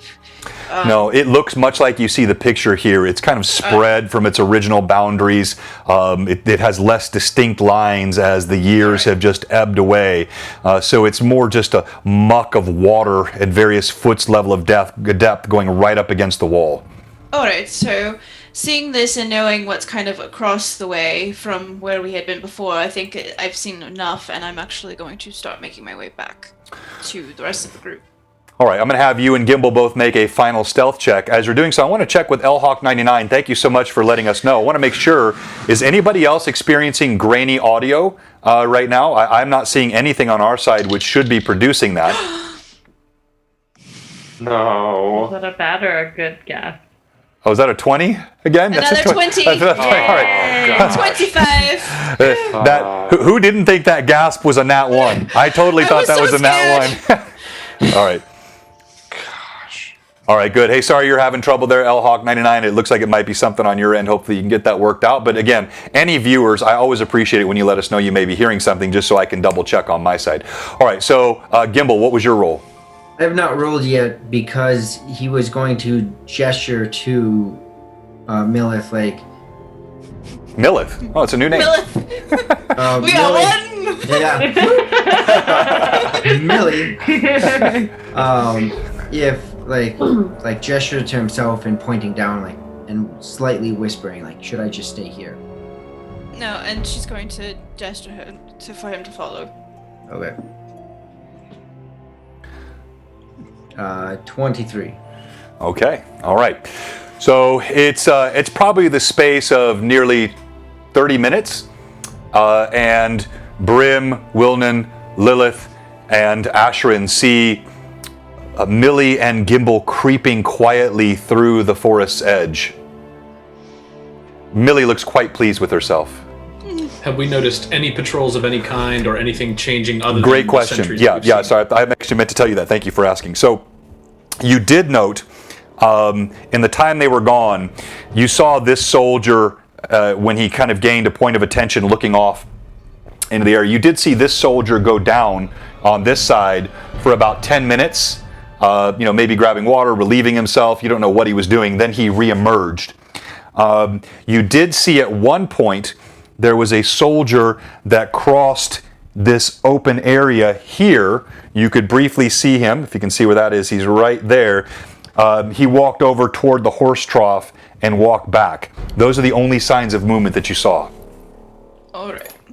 So as we reconnect with the rest of the group, I'm going to speak quietly because I don't want to alert anyone of our presence, and say, yes. So as we looked around, it appears that, and she kind of gestures towards the side where the break, where the higher coverage was. This might be our best point of entry. There's quite a bit of brush cover over there that the other spots lack. The guard seems fairly well dispersed, but this will probably be the easiest access point without anyone noticing us, as long as we can get across the moat fairly quietly. And do we know how much of that potion we have? Like enough for everybody to drink, or? I mean, I hold it up and I was like, it looks like one use to me, but I am not an expert on potions. Yeah, it looked like it was enough for one, perhaps two at most doses. Okay.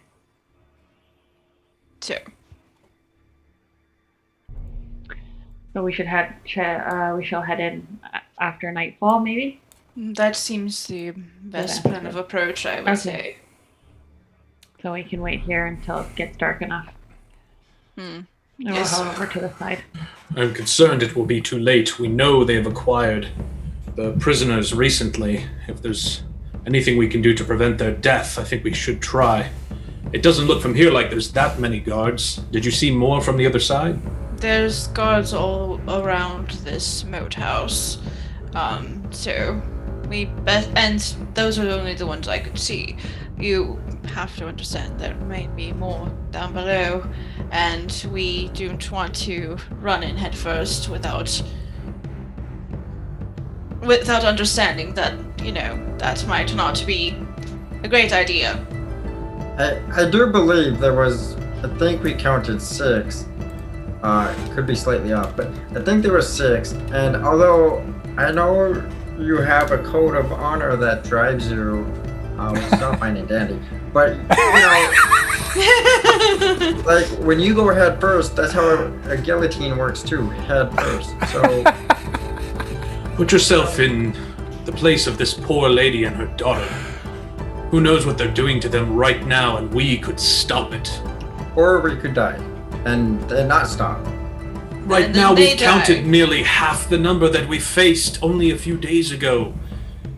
I am just saying I am not content with sitting here and waiting for some advantage that it is not clear to me we will have.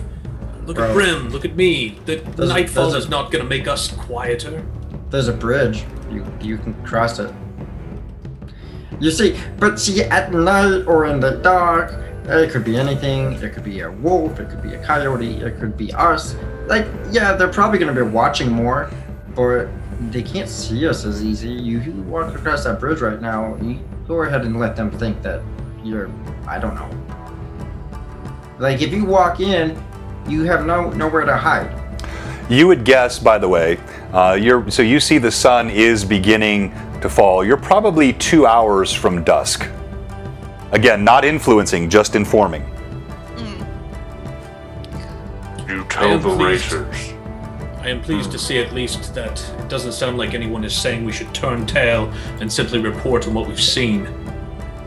No, why would we run away? Millie doesn't fight- get paid if we run away. Well, I already got a little bit of gold, but, I would like to, get a little more. But that's beside the point. What's the fun in life if we don't fight? Could you tell the racers? Could we tell if they're human or other? Yeah, so I'm sorry. Forgive me. I was laughing at the chat. And by the way, I had to record that clip when Gimbal told Wilna and Uthar that his code of honor was all quote fine and dandy unquote. I've never heard that put that way before. That was awesome. Everything you could see, they looked human. Obviously beneath cloaks and whatnot, might have been human or half elf, but not. But also, they look very similar to the bandits that accosted you on the road to Kron. And they had the red cloaks on, like the... They did indeed. Alright. Yes, they looked fairly human, from what we could tell. Much as I hate to admit it, it would be better to wait for nightfall. Their eyes will not be as keen in the night. Even though they could be torturing them, chaining them, whatever it be. I hate that they're right. If we were to go in there and die, then they'll die along with them or get traded into a slave. Either way, they're dead. So a lot of times, what I see you guys doing is perhaps building the fear up in your brains a lot more. I know, because I do this to people. Anyways. There's things we can do. You've seen me use my voice, and I like little pranks every now and then. We could use those, perhaps, to alert them somewhere else, somewhere behind them, or distract them. We could. I can do things. Yes.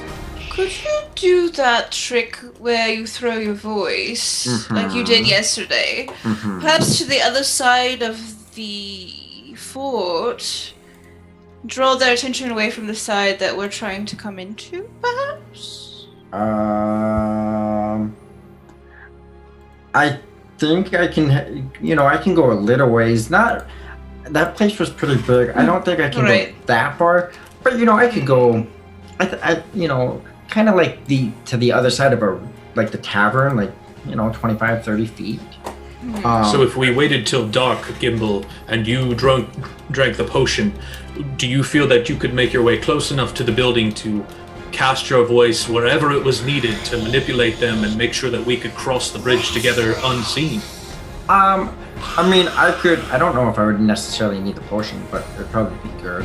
But I could cast my voice and make them think that there's someone a little ways away, like in one of those other openings, like the front opening, and then we go in the side opening. I can also make a lot of different scary noises. Really? Like ghosts and other sounds, like creeping people over by that side. I could do that too. I'm really glad you're on our side, Gimbal. I'm a little limited in how often I can do this, though. Kind of like one shot of each. Would it make sense if, depending on how good you all are at stealthing, I could take a one-man front to try and guide them towards the bridge if you guys were able to make it across? Hey, that's a great idea, Brim. Does anyone have a cloth that we could keep Brim safe, but kind of light on fire as he walks forward with it? I prefer not. No, I don't mean you on fire, but that way they see you on fire, and I can sneak up ahead of time and make scary voices, and then they think, you're some scary thing. And I'm not. No, but that's what they would think. Remember, we play with the brain. I know you're nice. That's why I got you eggs and milk. Whatever our plan is, it must result in giving us the advantage where we can wipe them out entirely. If I remember correctly, our charge is to utterly annihilate all that have made their camp here. I mean, technically, all we had to do was scout this out. We were just doing this out of the goodness of, well, out of the goodness of your hearts, at least. Yes, but I believe you get a higher payday if we do wipe them out entirely. If we're going to save these victims, we might as well finish the job. Yes, I do like that part, of course. I'm just saying. We were told, at the very minimum, just to collect information. Well, I am not a man of stealth. That's no surprise. So I will yield to your plans. I prefer for you to have the potion then. Yes, I was going to say perhaps then we should give the potion to Uther. He might benefit the most from the use of it. As you continue to talk, time begins to, move on. The sun sinks lower and lower in the sky, and it's getting close to dusk. Jingle the purse to get Millie's attention.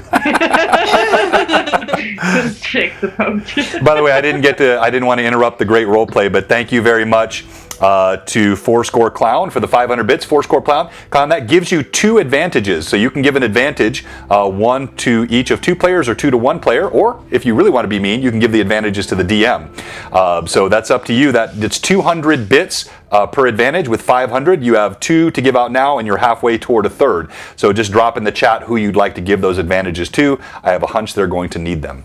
Carry on.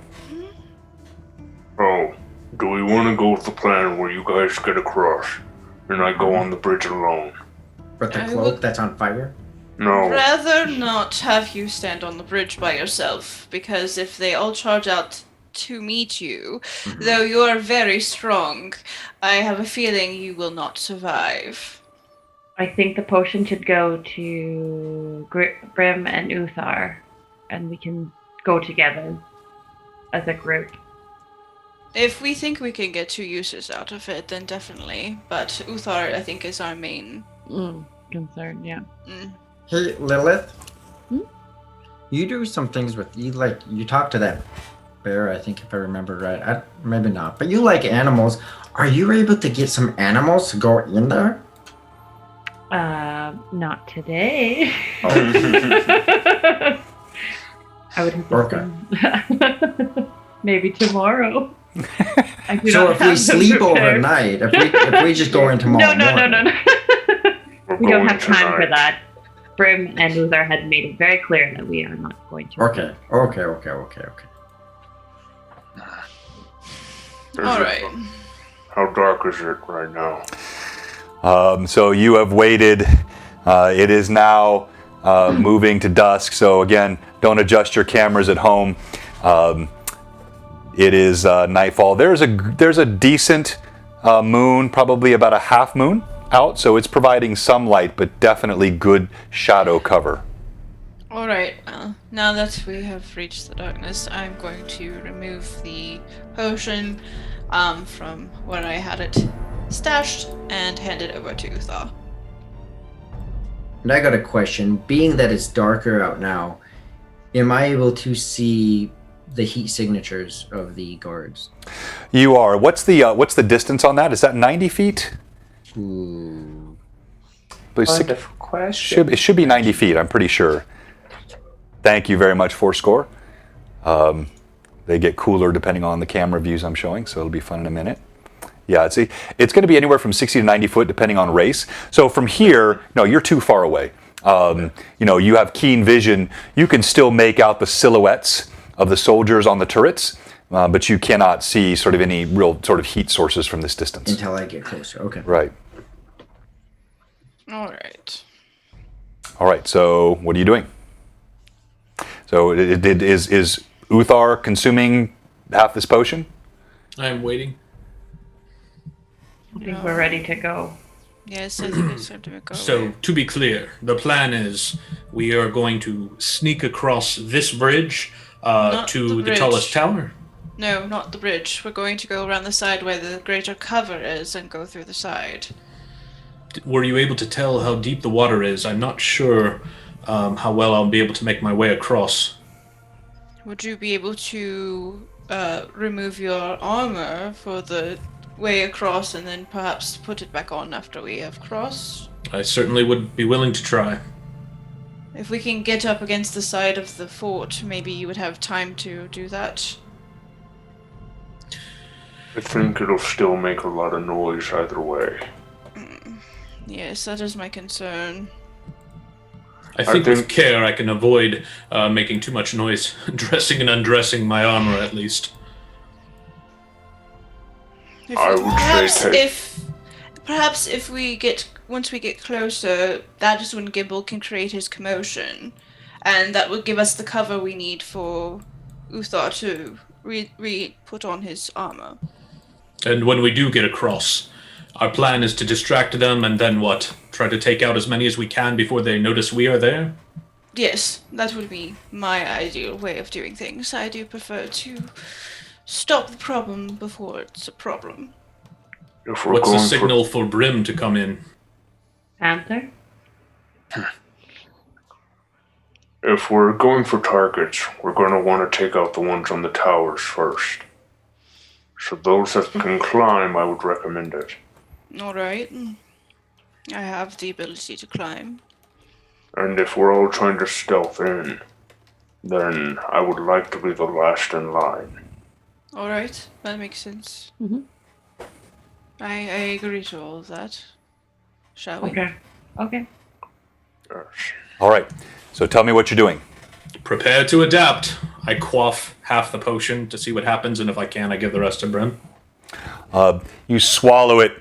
It's bitter. As it goes down your throat, it almost makes your throat feel dry, parched. You cough a bit, and at first nothing seems to happen. And then you all note he becomes not translucent precisely, but he just seems to become more one with the shadows. Your eyes pass over him more easily. That's pretty neat. I hand it to Brim and just ready myself. As I take it, I reach into my pack and I pull out another bottle with a cork.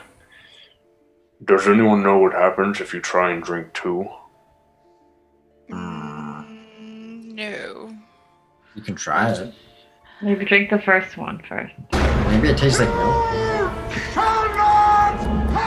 I'm going to uncork the potion of heroism that I've had since the first session. And just upend it. And put it down next to me. And then, DM, would I know anything that would happen with a possible chemical imbalance within the stomach with two potions? You would have no clue. Great. Oh dear. You are not an alchemist, my friend. You're about as far from it as one gets. You have a palate that is not even accustomed to alcohol. You don't know what that's going to do to you. Yep. As soon as he asked the question about the mixing of the two potions, Millie kind of gives a look to Asher and like, maybe be ready just in case. Honestly, it's going to be hard to hide me. I think this would be better for Uthar, because if I'm found, you guys can hide. Uthar has already taken the potion. He Half. doesn't need it. If he takes more, it could help him more. That I don't know that's how potions work. Is Brim going to wait here until we make our way to the spot? I think we should all go together. There's the tree line is pretty thick over there that he could wait over there, closer to the opening. I'll upend the other half of the potion. All right, Brim, you have to hold yourself. In fact, I need you to go ahead and roll a d20 and add your Constitution bonus to it, please. Okay. You see that'll be a his 16. Okay, I see his Brim as he almost like explodes it back out of his mouth. He has a sensitive palate, this half ogre. He kind of beats his chest a couple of moments, And then you see the same thing, maybe not quite as dramatically as you saw it with Uthar, but you see Brim seems to meld with Shadow and become more difficult to focus your eyes on. Excellent. The half-ogre Seems explodes. This is good. All right. Lead the way. So I'll lead the way since I made the way around the first time, so I know where we're going. All right. So I have the camera up on the spot that Millie referenced, and there Millie? is. Yes. Would you like me to go first in the same path that we took the first time? Because I mean, I'm gonna have to get up there anyways to kind of cause that distraction. All right. So for sake of roleplay, I'm assuming you guys are not going to be speaking in full voices. So let's go ahead and roleplay that way as well. Okay. All right. So after the twig incident, I think perhaps that I should go first, and then you can go forward as soon as we're across the moat. Okay? I really appreciate you moving the twigs for me. Yes. No problem. So I'm going to lead the way. Just stay right behind me, okay? Okay. All right. So as you move forward, there is chill in the air. And by the way, thank you very much, everyone. We'll be having a break here in a moment, and our dice tray giveaway comes up later. You advance. Who goes first into the water? Millie? I will. I'm a good swimmer. All right, so again, I don't currently have the water displayed here. I ran out of rivers, but it is there. And so, Millie, you step quietly into the water. As you do so, you see that there is still a soldier that sits atop the wall here, but he currently has his back turned. He's looking out across the inside of the Moathouse. The water is chill. As you step into it, you have to hold back a gasp at the chill of the water. You wade in, and it comes up to your chest, to your chin. As you go deeper, it's about nose high for you. You tilt your head up, and you're able to wade slowly through the water. Go ahead and make a stealth check for me. Okay. In fact, because I don't always want you to know if you've succeeded on stealth checks, I've talked about this before, depending on the role situation. So, for example, Millie might think she's being quiet as she crosses, but she may not be aware that she has been just loud enough to trigger someone until they react. So I'm going to have each of you give me your stealth bonus. Millie, give me your stealth bonus. It's a +5. Okay.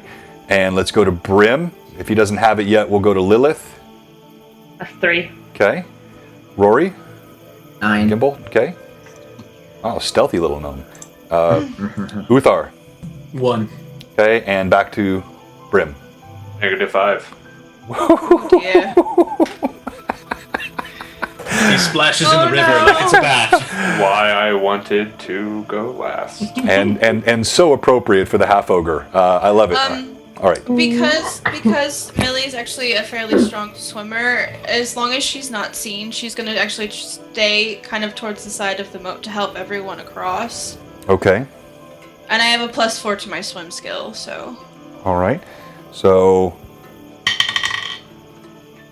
Millie, you feel like you move very quietly through the water. Who's going next? Can I look up and see if anybody seems to be looking this way? Yeah, so you look up at that wall, and you see that soldier. He's just still sort of looking across. Again, it doesn't seem like anybody has taken note of you yet. All right, so I'm just going to very quietly just kind of wait there while everyone else comes across, so that I can help in case anybody needs help. All right, who's next? Gimbal will go next. All right, Gimbal. I have a +0 to swim. Yeah, well, you're not really needing to swim if she's helping you across. However, Yes. Gimbal does, as he steps on the bank, his foot slips. You hear a little splash as he comes into the water. Failed stealth check.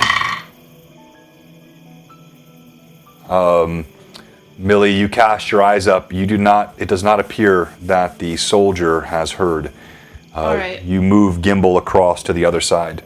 Yeah, I'm just going to kind of grab him and pull him. and kind of lift him up toward the bank. And then can he kind of like get close to the wall, like right under where a person is, so he can hear them? All right. So you're going to try. So I have you here, if you can see on the cam. So you're going to try to scrabble up here and get a little bit closer on the wall to hear what's going on. Like, no, still on the outside of the perimeter. Oh, okay. Not Like between not the wall and the tree. Okay, gotcha. All right. Yeah. Like So right up against the wall. yeah, you're right there up Right against the wall. Right All up right. against the Who's exterior next? of the wall. Yeah, like that. Who's next? Lilith will go next. Okay. Lilith, you slide into the water. You again feel that same chill, but being a creature of the forest, you're accustomed to such things. You glide effortlessly across the water to the other There's no side, such thing as hot water in the forest. that's right, making no sound. Ashrin, similarly, she is quite quiet as she moves through the water.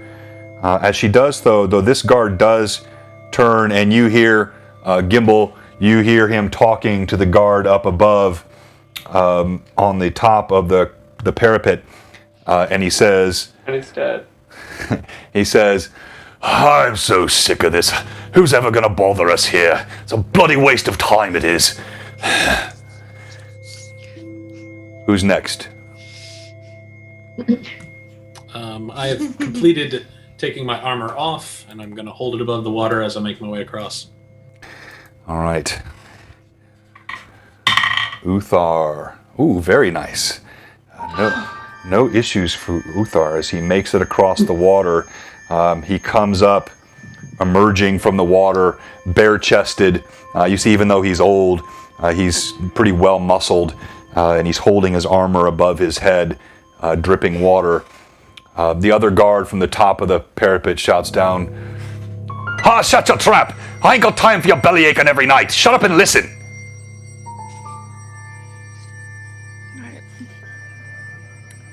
Brim. I look across the waters and everyone.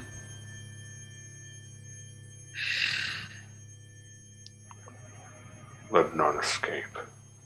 And I'll start wading into the water. Wade in the water.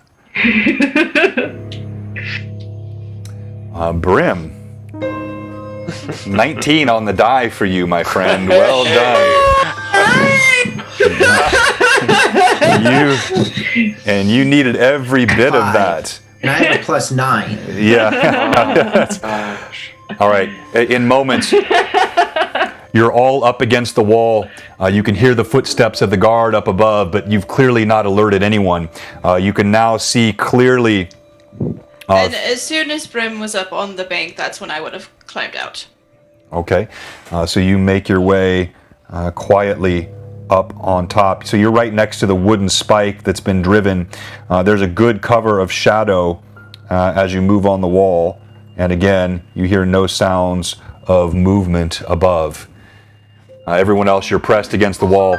Uthar, you still have your armor in your hands. As soon as I got out of the water, I dressed as quickly and quietly as I possibly could. Okay. So we're going to make another stealth check here. And actually, this is what I'm going to have, because you're here on this side, I'm going to have you go ahead and make this one. So please roll d20 and add your +1. As a roll. By the way, did Fourscore Clown ever say who his advantages were going to? Yeah, to I think it was Brim and Gimbal.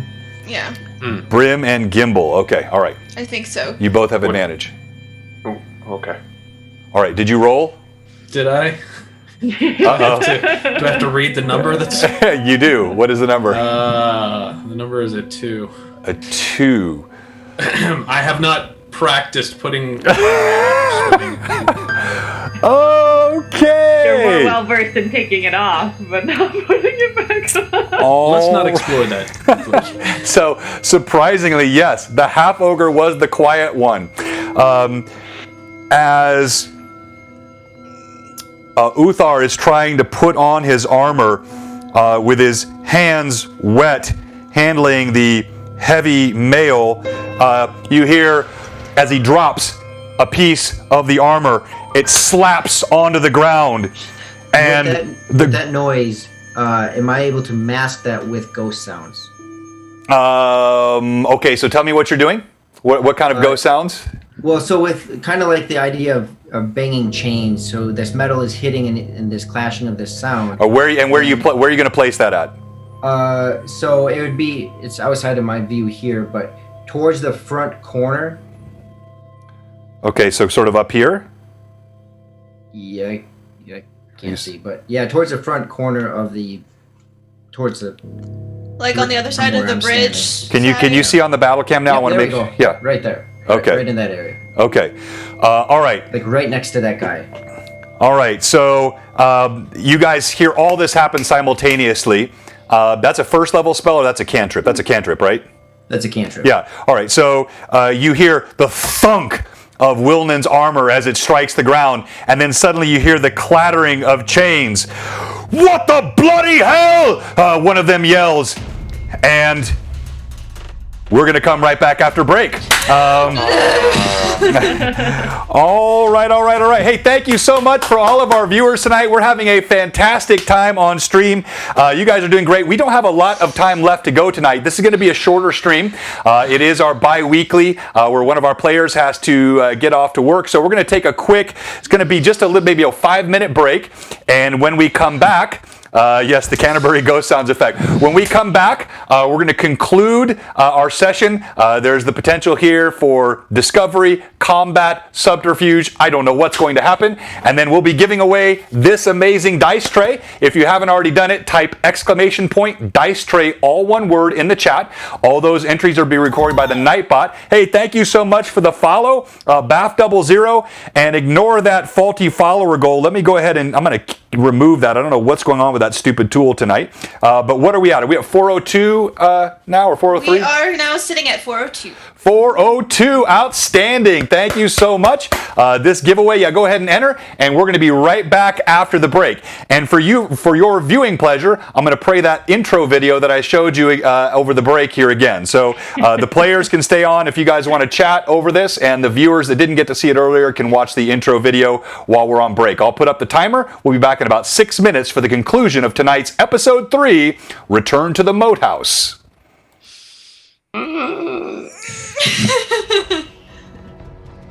Oh boy. And you guys are still live on audio, so you can talk over this if you want during the break. I'm so stressed. Hot dog, hot diggity dog. Just to confirm, John, it only takes the 3 gold if it has a spell component, right? I mean, correct. That's exactly right. Yeah, cantrips don't. Yeah, cantrips. That's right. Cantrips still have spell components, though. Some do. Yeah, if the cantrip has a spell component, then but for cantrips, if it has any spell components, it's going to be just 1 silver. Okay, so the cantrip cost is nothing close to a first level spell cost. Yeah, and you can use cantrips basically all day, every day. So Right. you get broke really fast.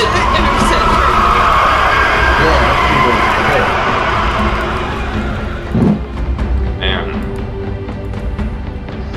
Y'all are The breakfast was finally. expensive. Yeah, it's the breakfast. That's the reason we're gonna live. Those delicious eggs, It was excellent. hand ground salt and pepper. You? Man, you guys are finally gonna see the bloody side of Brim. Make sure to type dice tray in the chat if you haven't already joined. Exclamation point dice tray. Yep, do it. Do it now. Do it now. Oh, thank you. You said this is 5 minutes, right, John? There are 5 minutes and 40 some odd seconds left, Perfect. Okay. according to the timer I see before me. It lies. Oh man.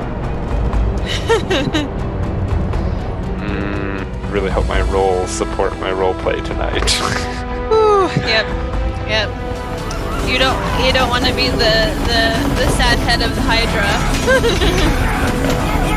The derpy head of the Hydra. Gosh dang it. Yeah, no. Oh, hello, Lilith. Oh, back. Congratulations, my face. No worries. Yeah. I don't forgive you. I'll make you stir fry. Thank you. Okay, I'll forgive you. That's literally what I'm eating right now. As I'm choking on it. And she dies. Peace offerings. Peace offerings in the form of dinner. That's usually what it is. Food. You can win me over with the dinner, like.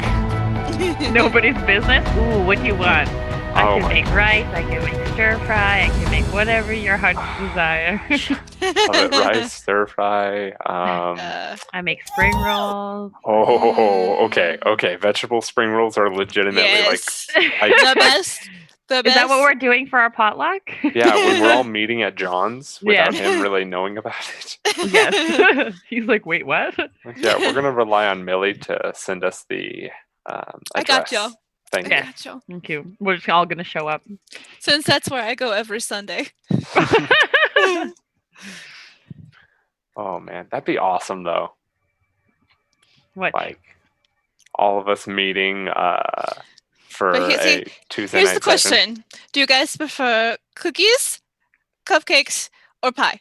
All Cookies. three. All right. I'm not picky at all. I love desserts. It doesn't matter what desserts it is. I make them all, but I'm trying to think most practically for sharing. Cookie pie. Cookie pie. Ooh. Like you make a cookie crust Cookie. that's actually baked, but the inside is cookie dough. Ooh. Or That it's would be ice very cream on the hard. inside. Ice cream pie would be, well, you could do it. It would just be an unbaked pie. An ice yeah. cream pie? That's what I made for dinner. I just threw in the Discord. I made some fries. Hey, thank you so much, Adventures of Bogo. Can't believe it's 1 o'clock where you're at. So let me see. That's not GMT time. Yeah, actually it is GMT time. Yeah, so you must be over in the UK, I'm guessing. AM.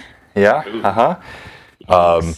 And we have quite a few international viewers. We get a lot of folks in from London and other places in UK and Europe. We're really grateful for all of those. Scotland, yeah, outstanding.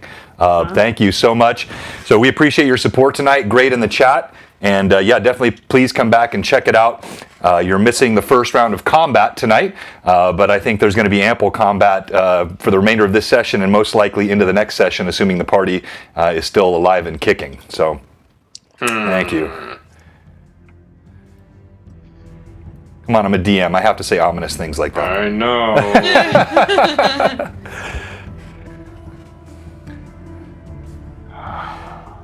So let me just, oh, hey, Wukong Legend. Hey, by the way, if you're watching tonight and you haven't given us a follow or a subscription yet, we have one question for you, and that question is, what are you doing? Give us a follow. We'll jump on the train. We're so excited. We're at 402 followers. Now, we barely had 300 a month ago. Thank you very much. The Maxis, we appreciate that, 403. That means we picked up more than 25% of our viewership in the last 30 days.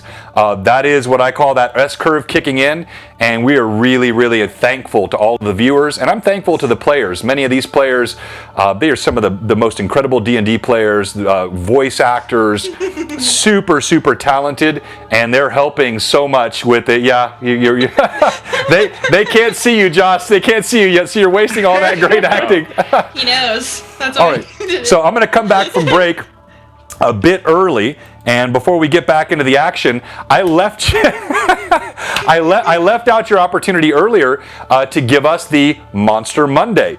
Since we're back about 35, 45 seconds early, so Josh of NPC Voices, every Monday, he does a Monster Monday on his Instagram channel where he does a reenactment, a role play of a monster from the Monster Manual, and you try to guess who it is. So please go ahead and give that to us, and we'll let the viewers try to guess.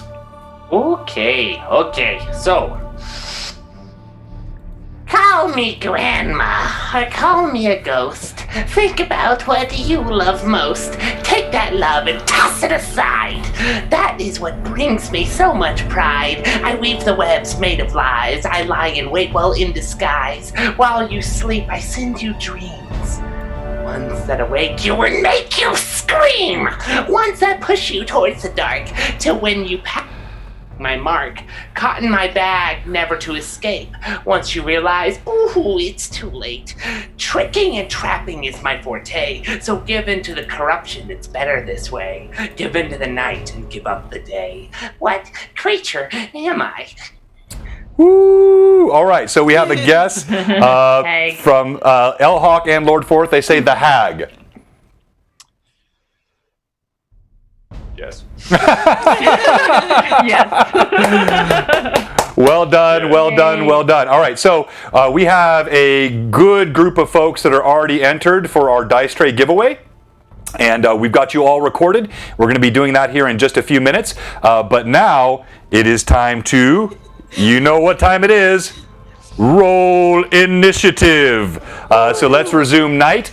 And I'm going to pull up here. So we have, on the group here, we have Millie standing at the crevice of the rock wall. And then we have Uthar, who has a good, he has most of his armor on, but a bit of it not quite on yet, and he has dropped it. We have Gimbal. I'll move the tree just a bit. This tree actually didn't move, of course, but I'll move the tree just a bit so everybody can see. He's hiding here by the wall, and you have now alerted the guards. So it is initiative, and the DM has on his die, a 2, not so hot. Who's rolling? Yes, so I was going to say, let's go ahead and go Millie, since she is standing kind of foremost up there. Okay. I rolled a 2. Okay, let's roll again. This is party initiative here. Oh, golly, a 1 for the DM on the die. Very fortunate. A 3. Yay. All right, so Millie, as this shout goes up, you cringe as you hear Uthar Wilnan's armor hit the ground. But then suddenly you hear a clatter coming off to the side over here, away from where you're at, and the guards are confused. They're looking around. That gives you initiative. We're going to let you go first. Okay. So, since I heard the clatter of his armor first, I'm actually going to slip backward and try to help Uthar get his armor on for my round. Okay. To help him speed up this a little Help faster. him get dressed. All right. So you were He already needs all the help he can get. you were already mostly dressed. You have chainmail, right? So you're not strapping on, full plate armor. So I'm going to allow, if you and Millie both give up any other action this round, you'll be able to get your armor on this round. That then is going to lead us to Gimbal. Gimbal, what are you doing? He will continue to stay. Like, how far is it to the corner of the building? So Moving Gimbal, towards the bridge. you're here. You'd say the corner of the building is a good 30 feet away. The bridge is about 150 yards away. So, if I go to the corner of the building, would I still be able to do an action, or would that take my action? This always trips me up.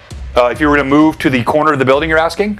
Yeah, if I went 30 feet. Yeah, if you move 30 feet, so you're not going to have an attacking action, but you can still do other simple sorts of things. You could quaff a potion or something like that. But if you move 30 feet, that will be sort of your full round action. So okay.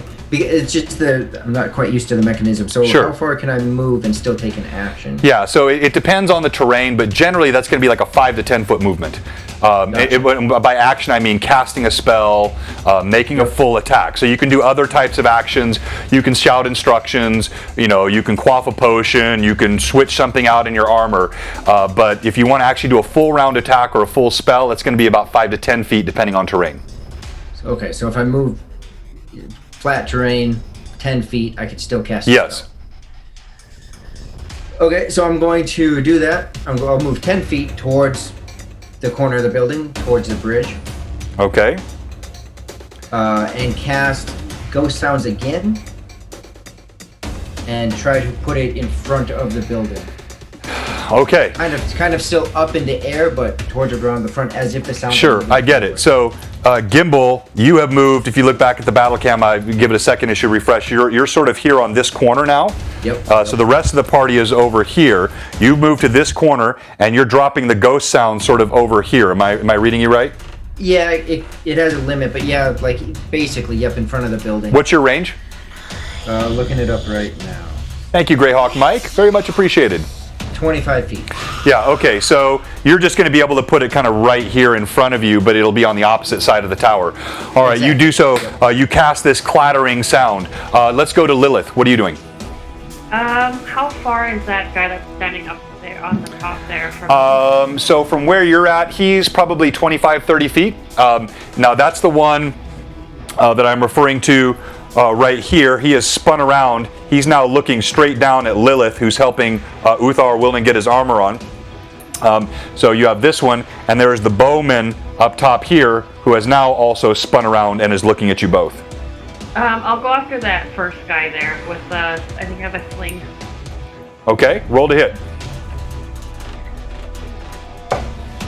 19. That is a hit. Roll damage. And the sling is a 1d4, correct? Correct. Thank you very much, Sasha Scorn. 3. All right. Thunk. You hit him with your sling stone. Sitting on the side of a parapet, unexpected there. I'm going to have him make a dex check. He's okay. You feel, bong! It clacks off his head. You hear him curse. Bloody hells! He yells out. And now clearly they've raised alarm. All right, so now let's go to Brim. Brim, what are you doing? How far is this opening, and if I want to try and get up to it? Yeah, you're right there. If you look at the camera, you're right there at the opening. So for you, it's literally like one hand grab and you're up here to this side or this side, either side of Millie. So your choice. I'm going to go straight up towards the guy that raised the alarm because I can't see anyone to the right. And DM, I shouldn't be in the wall because I moved back to help Uthar get his gear on. Yeah, that's correct. And you're not in the way anyway. So, Brim, you actually have the ability to advance. If you want to leap up here, you're going to provoke an attack of opportunity. But your reach and your strength is enough. You can actually get up there in one fell swoop if you want to bound up there. Bring it. All right.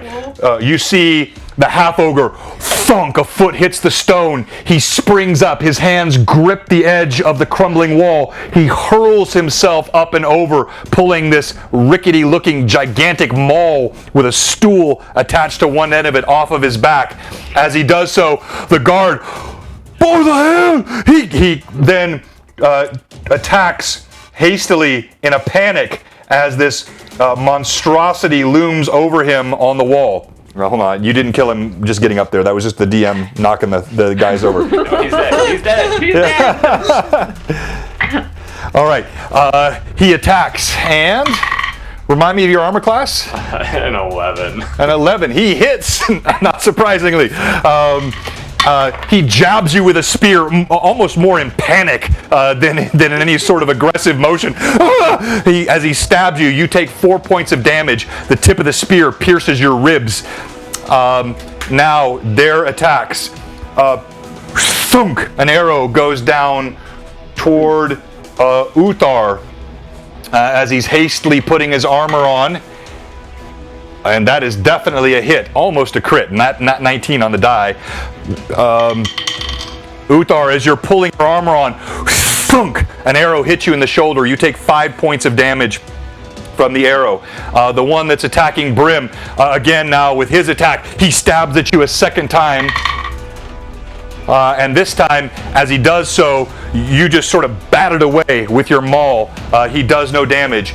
You hear the sounds of movement coming from elsewhere in the Moathouse, but no one else is on top of you now. We go next round, and it is initiative. All right. And you won, so you're going to go again. 4. And DM on the die has a 5. All right. All right. So the one attacking Brim stabs at him again desperately. Again, Brim. He doesn't have really good space and quarters here to stab at you. You're pressing on top of him, and you just bat his spear away.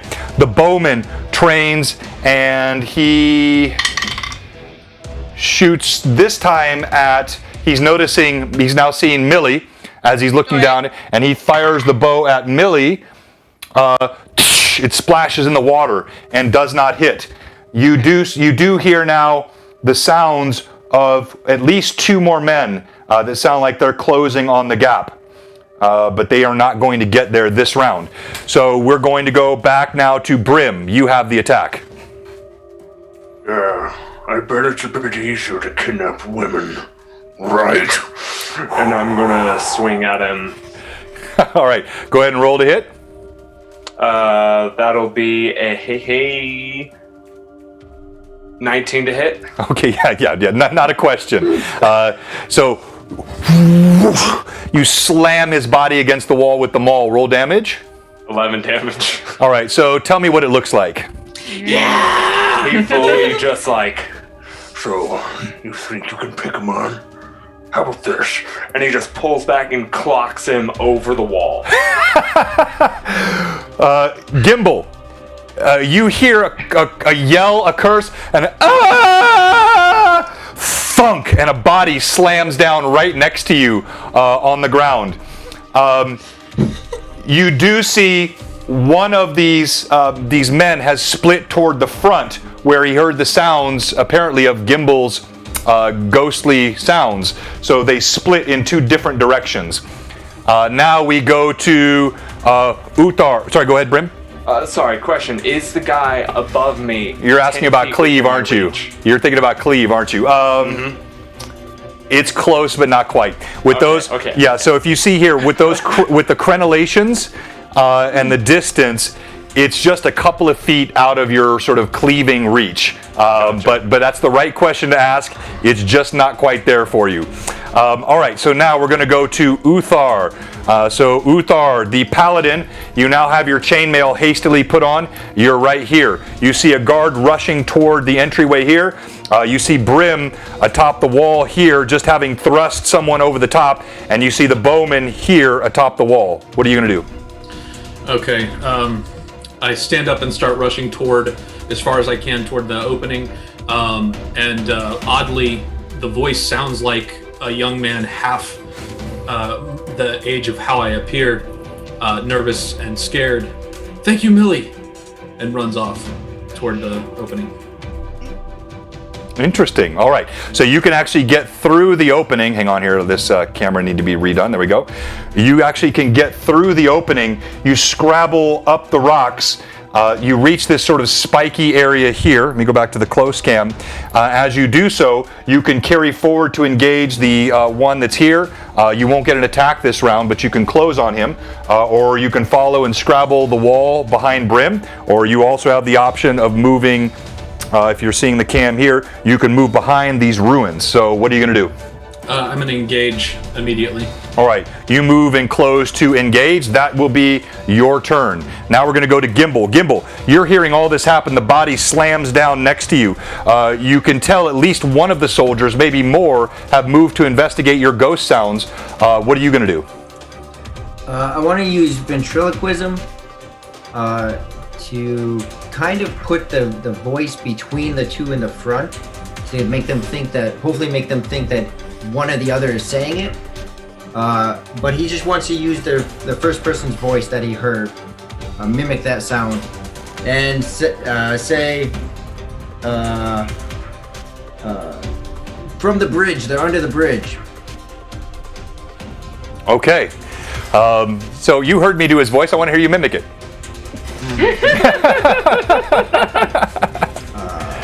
If I have to do 10 different voice acting, you can do a couple too. They're at the bridge. They're under the bridge. All right. Oh, it sounded like it was a New Yorker there, but that works.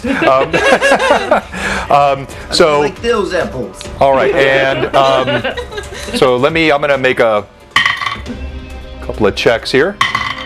All right, you don't know what the result of that is yet, but you do that. Excellent. All right, now let's go to Millie. All right. Is the wall like? Could I try to kind of scale up towards Brim? Yeah, you absolutely can. You're gonna have to make a climb check. You're not quite as you don't have the reach that he does, but it's not a difficult climb. So unless you're. All right. Yeah, I'll make the check. Yeah, go ahead and roll. It's not a hard one, just so you know. Like it'd have to be a really bad roll to miss it. It says 20, 17 on the die. Yeah. Okay. Yeah, you're fine. You scrabble up behind Brim. Whoops. You scrabble up behind Brim. And I'm going. Can I? And I have just an action, right? Or. Yeah, so not a full action, but you can do. Okay. Tell me what you want to do, and I'll tell you you can do it. I wanna say something to Brim. Yes, absolutely. I'm gonna turn to him and be like, Brim, lift me up to the tower. Took the words right out of my mouth. Oh, I love this. Let's do it. And I got a quick shout out to Fourscore Clown, Brim Kong. Love that. All right, Grim, you grab her, Millie, these two massive hands. His hands actually encircle your waist with the length of his fingers. And this enormous strength, as though you weighed not much more than a pillow. He just lifts you off the ground with ease. We go to Lilith. Lilith will go inside by Uthar. All right. You scrabble over. You're now right behind Uthar. You have any other actions you want to take? You can't do a full attack, but you can speak. You can do something else quickly. Is there anything else? Like, is there anyone else I see in there? Yeah, great question. So what you're seeing as you look, you see one guard that's moving off toward the front. He seems to have been distracted by something, and he's running this way, if you can see my light, toward the front of the Moathouse. You hear the horses have begun to neigh, and they are clearly spooked by what's happening here. You don't hear much motion there, but you do see on this parapet this man also on the opposite side. Let me show you where this is at on the wide cam. So this one here, he's turned and he's looking towards something here that he obviously can't see. So there's now two men that have been distracted by the sounds and the illusions of Gimbal. And the horses, are they tied up? Yes, it looks like they're tied inside the stables. Okay. That's all I'll do then. All right. Did everybody go this round? Did I miss anyone? All right, thought so. Initiative. Brim. So let's rotate it, and we're going to go to Brim now. Brim, you have a couple handfuls of Millie, and I have a 3 on the die. You have a 6. All right, so it's no issue for you to sort of catapult her up there and still get a full round action yourself. So tell me what you're doing, Brim. I'm gonna throw her up. Like, Let the blood spill. as I'd like to try and jump to the other walkway. Okay, so if you guys can see this on the battle cam, I've rotated this for you. And Millie, as he hurls you in the air, you can't help but sort of pinwheel your legs. You actually clear the top of the crenellations of the parapet by several feet. The guard with the bow is trying to train it on you almost helplessly as you thunder down on the top of the parapet. Then Brim, you leap in one bound. Go ahead and roll D20 for me and add your dex. No, not your favorite, but... No, I mean, that's a really bad roll. That is a 2. A 2! All right, so Brim, you clearly have the strength to leap, but your foot slips on the blood that's pooled here where you were stabbed and where you crush this man with your club. As your foot slips, you tumble off the wall and thunk, you land on the ground here on the opposite side of the tower. So this is Brim here. On the fall, you take 2 points of damage. Thunk! You see this, Lilith and Uthar. Brim suddenly, after catapulting Lilith, he slams to the ground. Thunk! There's a thud that reverberates throughout a little bit of a kind of a resonance through the ground like an earthquake as he slams onto the soil. Lilith, your attack. Can I get over by the horses in this round? Okay, so if you're going to do a sprint action will almost get you to the horses. You'll be just short of. So let me show you. I'll stay there then, and I'll help Uthar with the guy that's in front of him. Okay, so you're going to stay and engage in combat. Yeah. All right, so I'll let's attack him with my staff. All right, so let's come back here and go ahead and roll to hit. So Lilith and Uthar both engaging this soldier here. 13? 13, that just hits. Roll damage. And that's a D6. Uh-huh. With the staff, it's a D6. 5. Thunk! You crack him solidly. He is actually surprised. You appeared out of nowhere from behind the ruins there. He had his eyes trained on Uthar. You slam. He grunts. Uthar, your attack. I'm going to swing at him with my sword. That's 11 plus 3. That is a hit. Taking power attack by default. That is a hit. Roll damage. And then a 1 plus my 2 strength and 2 extra damage. Okay, so 5. All right, describe for me what it looks like. I just take a very hard swing from the top right to the left, and I chop right down into his middle. My sword gets stuck. All right, so as he's buffeted first to one side by the blow of Lilith, he's not ready as your blow comes across the other way. You catch him right in the neck, bite deeply, and he collapses, falling over to the ground. Millie. All right, so I'm going to look at this bowman that's directly in front of me and say, "Hello, darling. You want to play?" Well, I have my rapier and my dagger out, and then so I'm going to swing first with my rapier. Okay, roll to hit. That's a natural 20. Whoa! All right, so on Blue Box, we confirm all fumbles and all crits. All the confirmation requires is that the second roll would be a hit. So I've already told you a 13 is what the armor class is of these guys, these basic guards. So you need a 13 on the die with bonus. That's a 15. Okay, that is a critical. We're gonna, absolutely, well done. So now we're going to the old school Iron Crown Enterprises crit tables. On the slash table, I need you to roll percentile dice. All right. That is a 75. Ooh, 75. Okay, now go ahead and roll damage for me. All right, so that's 1d6 plus 3. So that's 9 points of damage. All right, so it's 9. It's 9. You killed my father. Prepare to die.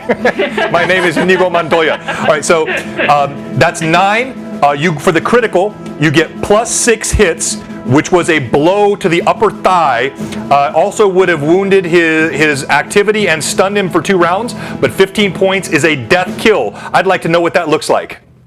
So, as she slashes across him, she sees that he is like taken aback and kind of dazed by that. So she lifts her dagger up, backhanded, and sticks it right through his throat. Oh, epic. I like that description. That's a DM advantage going to you. Thank you very much for the follow, Manny BJ. So you now have an advantage. Who has not gone this round? I got so excited I lost track of my initiatives. All right, go ahead, Gimbal. Am I able to peer around the corner and see with my vision where these individuals are? You are. So as you peer around the corner, and if you look at the cam, you can see you're kind of here, though still in shadow. And you see this one with his bow and arrow looking underneath the bridge. And you see the other one coming out from the other side. Where did I put him? Right here. You see one appearing from behind the tree here. So I see 3 total or 2 total? 2 on the front. That's it. I want to use my staff and cast. If I'm understanding this right, I want to cast Reduce Size. Okay, what's the range on that? Well, it'd be. What time is it? Cast it on myself. I'd be casting it on. Oh! So you're reducing size on yourself. I'm sorry. Okay, gotcha. Yeah, Pat 66 will be fireball time at some point, just not at level 2. All right, so Gimbal, you cast your spell.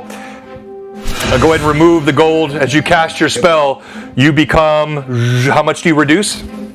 Well, it says half my size, but it says that if a small humanoid creature whose size is small to tiny, then 2.5 feet. So I get like 7 inches shorter. Okay, but yeah. I also get a +2 to my size bonus, a -2 to my dex, and +2 to my size bonus to dex, a -2 to my strength, +1 to my sneak. Outstanding. So Yeah, +2, -2, and +1. All right, so you actually shrink down. You cut the full half your size. You're now barely 1.5 feet tall. As you drop down, I don't know what you're going to do with that, but you are very, very small. And so it doesn't take away from my speed or anything either. Right, yeah, okay. I mean, I have these flight stands for people that are flying. I don't have short stands for people. I don't know to squish your mini. I don't know what to do. But you're really, really small. Just got little tiny. Okay, and so now coming back to the remainder of the group, Ashrin, she leaps over the wall, and as she does so, she runs up toward Wilnan. She's got her hands out as though she's about to lay hands on you, and we're going to go initiative. Okay. All right, so now we're going to rotate to Lilith. Lilith, why don't you roll in it? Oh, no, did you win last time? Oh, you won. I'm sorry, Brim. Yeah, I'm sorry, you won. Go ahead and roll again. A 2. 4. Okay, you have it. Brim. So, you're only briefly stunned as you slam to the ground. You see they have felled this soldier, but even as you're seeing that, you see another soldier comes running up around this side with a bow. So let me show you here. So he's right here, and he's got a bow. As he hits the ground, he just looks up, and it's almost like the scars across his body take on the name Brimstone. And he's just going to charge straight forward as far as he can go, right up into this guy. All right, I'm going to have you go ahead and make an intimidate check, please. Okay. And I'm going to actually use one of my advantages. Okay. That did absolutely nothing for me. And that's going to be a 14. A 14, okay.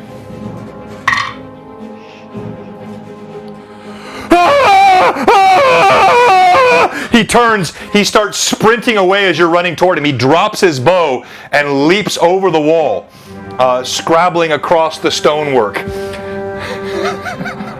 All right, Ashrin, she comes up to you. Uthar, she lays her hands on your back, and you feel a warmth suffuse your body. You get 4 hit points of healing. Go and take care of them, man. Let's get them out of here quickly.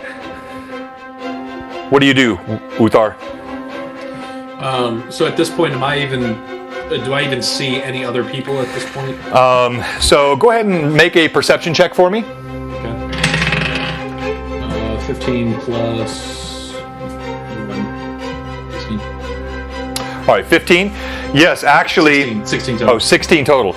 All right, so you saw these stairs here on the opposite side. In fact, let me cut to this view so you can see. And let me kill that just so everybody can hear. So there are stairs. You actually can't see that too well on that one. Let me go to this one. There are stairs here. You see 2 guards come running out of the tower and come down those stairs.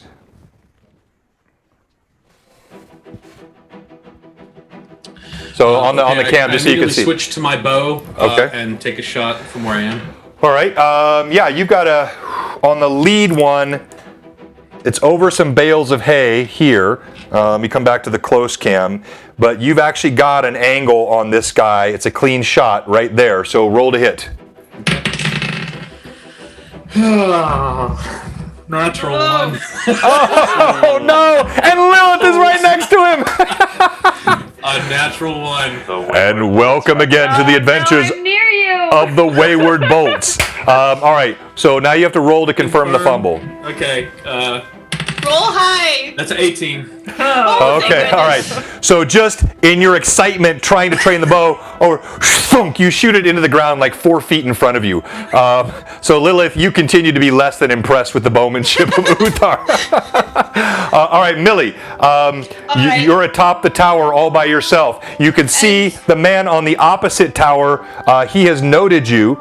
So let me kind of show you here. He's over here, and he's actually training a bow to shoot. How far down is the wall below me? On the other side, the front side. It's about 15 feet. All right, I'm going to jump down, and I'm going to use a panache point to do daring do to add to my acrobatics check to make sure that I make this. Okay, go ahead and roll. oops, hold on, let me take the panache point off real quick. Okay.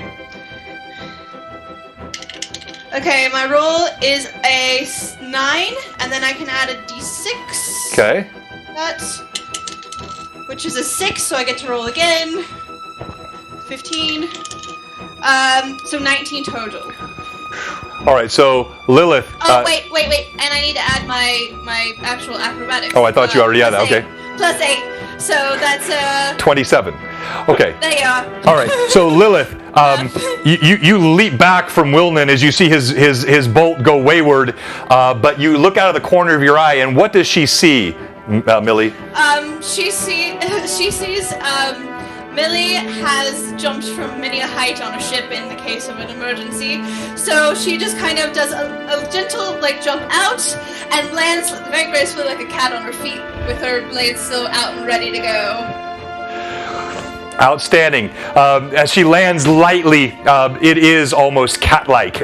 Clearly, she has been traveled among heights, very light of foot. As she does so, you can hear the sounds of other guards. Hunt them! Get them, men! Get them! And with that, we're going to stop for tonight's session. Oh, huzzah! Yeah, rough on the knee, but still epic. Hey, now don't leave us, because we have a really important thing. We're going to be doing our dice tray giveaway now. And while we're doing that, we're also going to have our chance for Stream MVP. But first of all, I'd like to give a round of applause to all of our players. Well done. And then also let all of us give a round of applause to our viewers. Fantastic viewership, great chat, all the bits, the follows. Thank you so much. We crushed, cruised right past 400. So we're giving this dice tray away here. And I'm going to pull it up, but we got a lot of folks. I'll just read some of the names. If you haven't joined yet, just type !dice tray, all one word, no capitalization, DICETARY, dice tray, !dice tray. Type that in, and just so you know you're in, I'll mention some of the names. We got Adventures of Bogo, Bloodwild, Captain Myomorph, D&D player 888, Fourscore Clown, Kiegia, Krenslin, Lhawk99, Lord Forth, Lord Grendelwolf, MTMJ Moondog, Phantom MJ, Raptile, Retromyth Gamer, Roxafarius, Squeaker Heater, The Maxis, Toaster 0420, Total Art Freak, Wukong Legend, and Zerathanon. By the way, I really did appreciate the reference, not only to the Kong, but to, oh crud, the old game, the old arcade game when Brim was going up.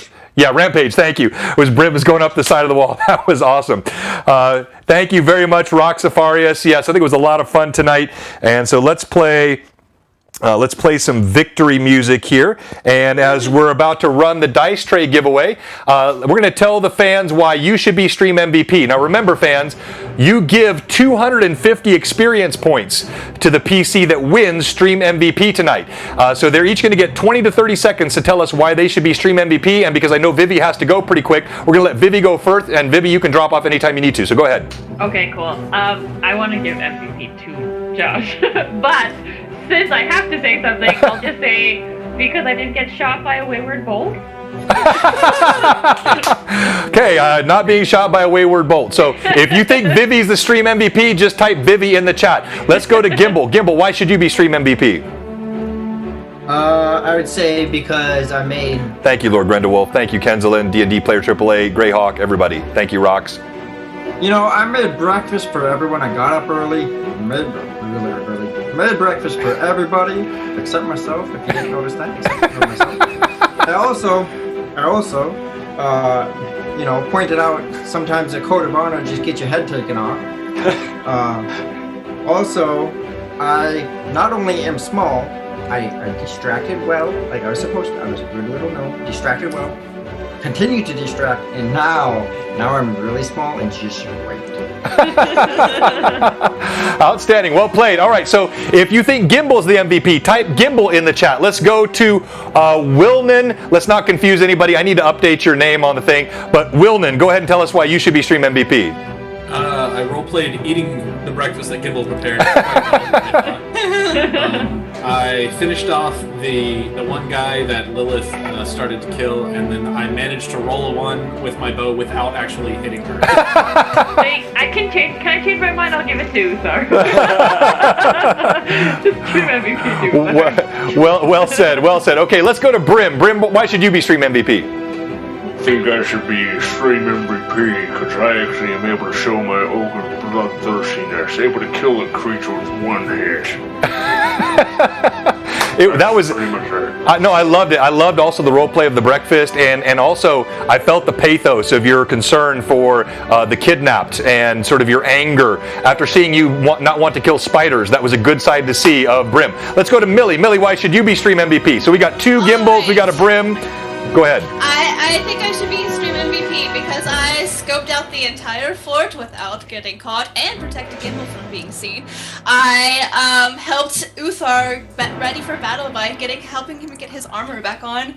I was a total roguish bad amp and stuck my knife through that guy's throat and managed to pull off a very awesome little jump from turret to wall. That was very nice. Okay, so well played out. So I've got 1, 2, now 3, 4 gimbals. I've got 1, 2, 3, 4 millies. I've got 1, 2, 3 brims. I got a DM. Thank you very much. Another brim, another millie. All right, I need somebody else. Can somebody help me with this? Rox, you're my mod. Help count these for me. I'm losing track. I think millie 1, 2, 3, 4. Gimbal 1, it's close. 4, 5, 6. All right, while you guys are counting that up, let's go. I'm going to go ahead and run. I'm going to run the dice tray giveaway. While I'm running the dice tray giveaway, you count all these up. We got a few more coming in. Millie, a malevolently valuable player. All right, so let's see who the Nightbot says. It should pop up in the chat. I'm rolling it, and the dice tray winner is Raptile 555. Raptile, are you still on tonight? Raptile, now you have to be present to win. Are you still on? Pop us in the chat and let us know you're still on. I mean, I can do it like a check at and see if he is. I think he's still on. Hopefully he's I'm checking, like he's popping up. Yeah, he's got to still be on because he popped up there. All right, so congratulations, Raptile 555. So all I need you to do is go in. He's not. He's gone. Oh, all right. We're gonna run it again then. Sorry, got to be present to win. So we're gonna run the thing again. We're gonna roll it one more time. And it is Lord Forth. Lord Forth, congratulations on the giveaway. I know you're on. I've seen you in the chat. So congratulations, Lord Forth. So all you need to do then is go into either a whisper on Twitch or onto my Instagram, BlueBoxRPG, and give us your name and your mailing address, and we'll get this out to you. But congratulations, Lord Forth. I know you've been super active in the chat as well, and we're going to get you out this amazing Dragon Crafting Guild dice tray. So, who won our stream MVP? Millie. Millie by one. It was so close, so close. So look, thank you again. We're going to go ahead and get set up to run a raid. Sorry, go ahead. No, so we're going to get set up to run a raid here, and it looks like we don't have... all right, we can go ahead and raid Realmsmith. Thank you, guys. That's a good group. And thank you so much, Vivi. You're amazing. Thank you to all of our viewers. Great session tonight. We appreciate everybody. And be back. So, of course, we got our Sunday stream, which is our Rise of the Rune Lords. We got Lore Master Arcanum tomorrow night. By the way, thank you for all the compliments on our lighting, our audio. That's my topic tomorrow night. So on my Lore Masters Arcanum, I'm going to show anybody all the things that I use, the different tech for the camera angles, the audio tricks, including the custom scripting that I got from my amazing developer who's on here, Wave Steve. And so we're going to show you how we do all this stuff here. And I think more importantly, I'm going to show you all the stupid mistakes I've made, which is a good thing for you to know if you want to run a stream. And we're going to go ahead and give a raid, but we'll hopefully see you there tomorrow night for the Lore Masters Arcanum. And once again, thank you for all the follows. Thanks for getting us to 400, and we appreciate everybody. Raid starting in 10 seconds. Before we close, any of the players want to say anything to our viewers? You guys are the best. Yeah, And we really appreciate you being here. I say it all the time. Best viewers in D&D. 406 followers. Huzzah! And we're starting our raid now. Raid is done. Thank you so much, everybody. We're offline now. But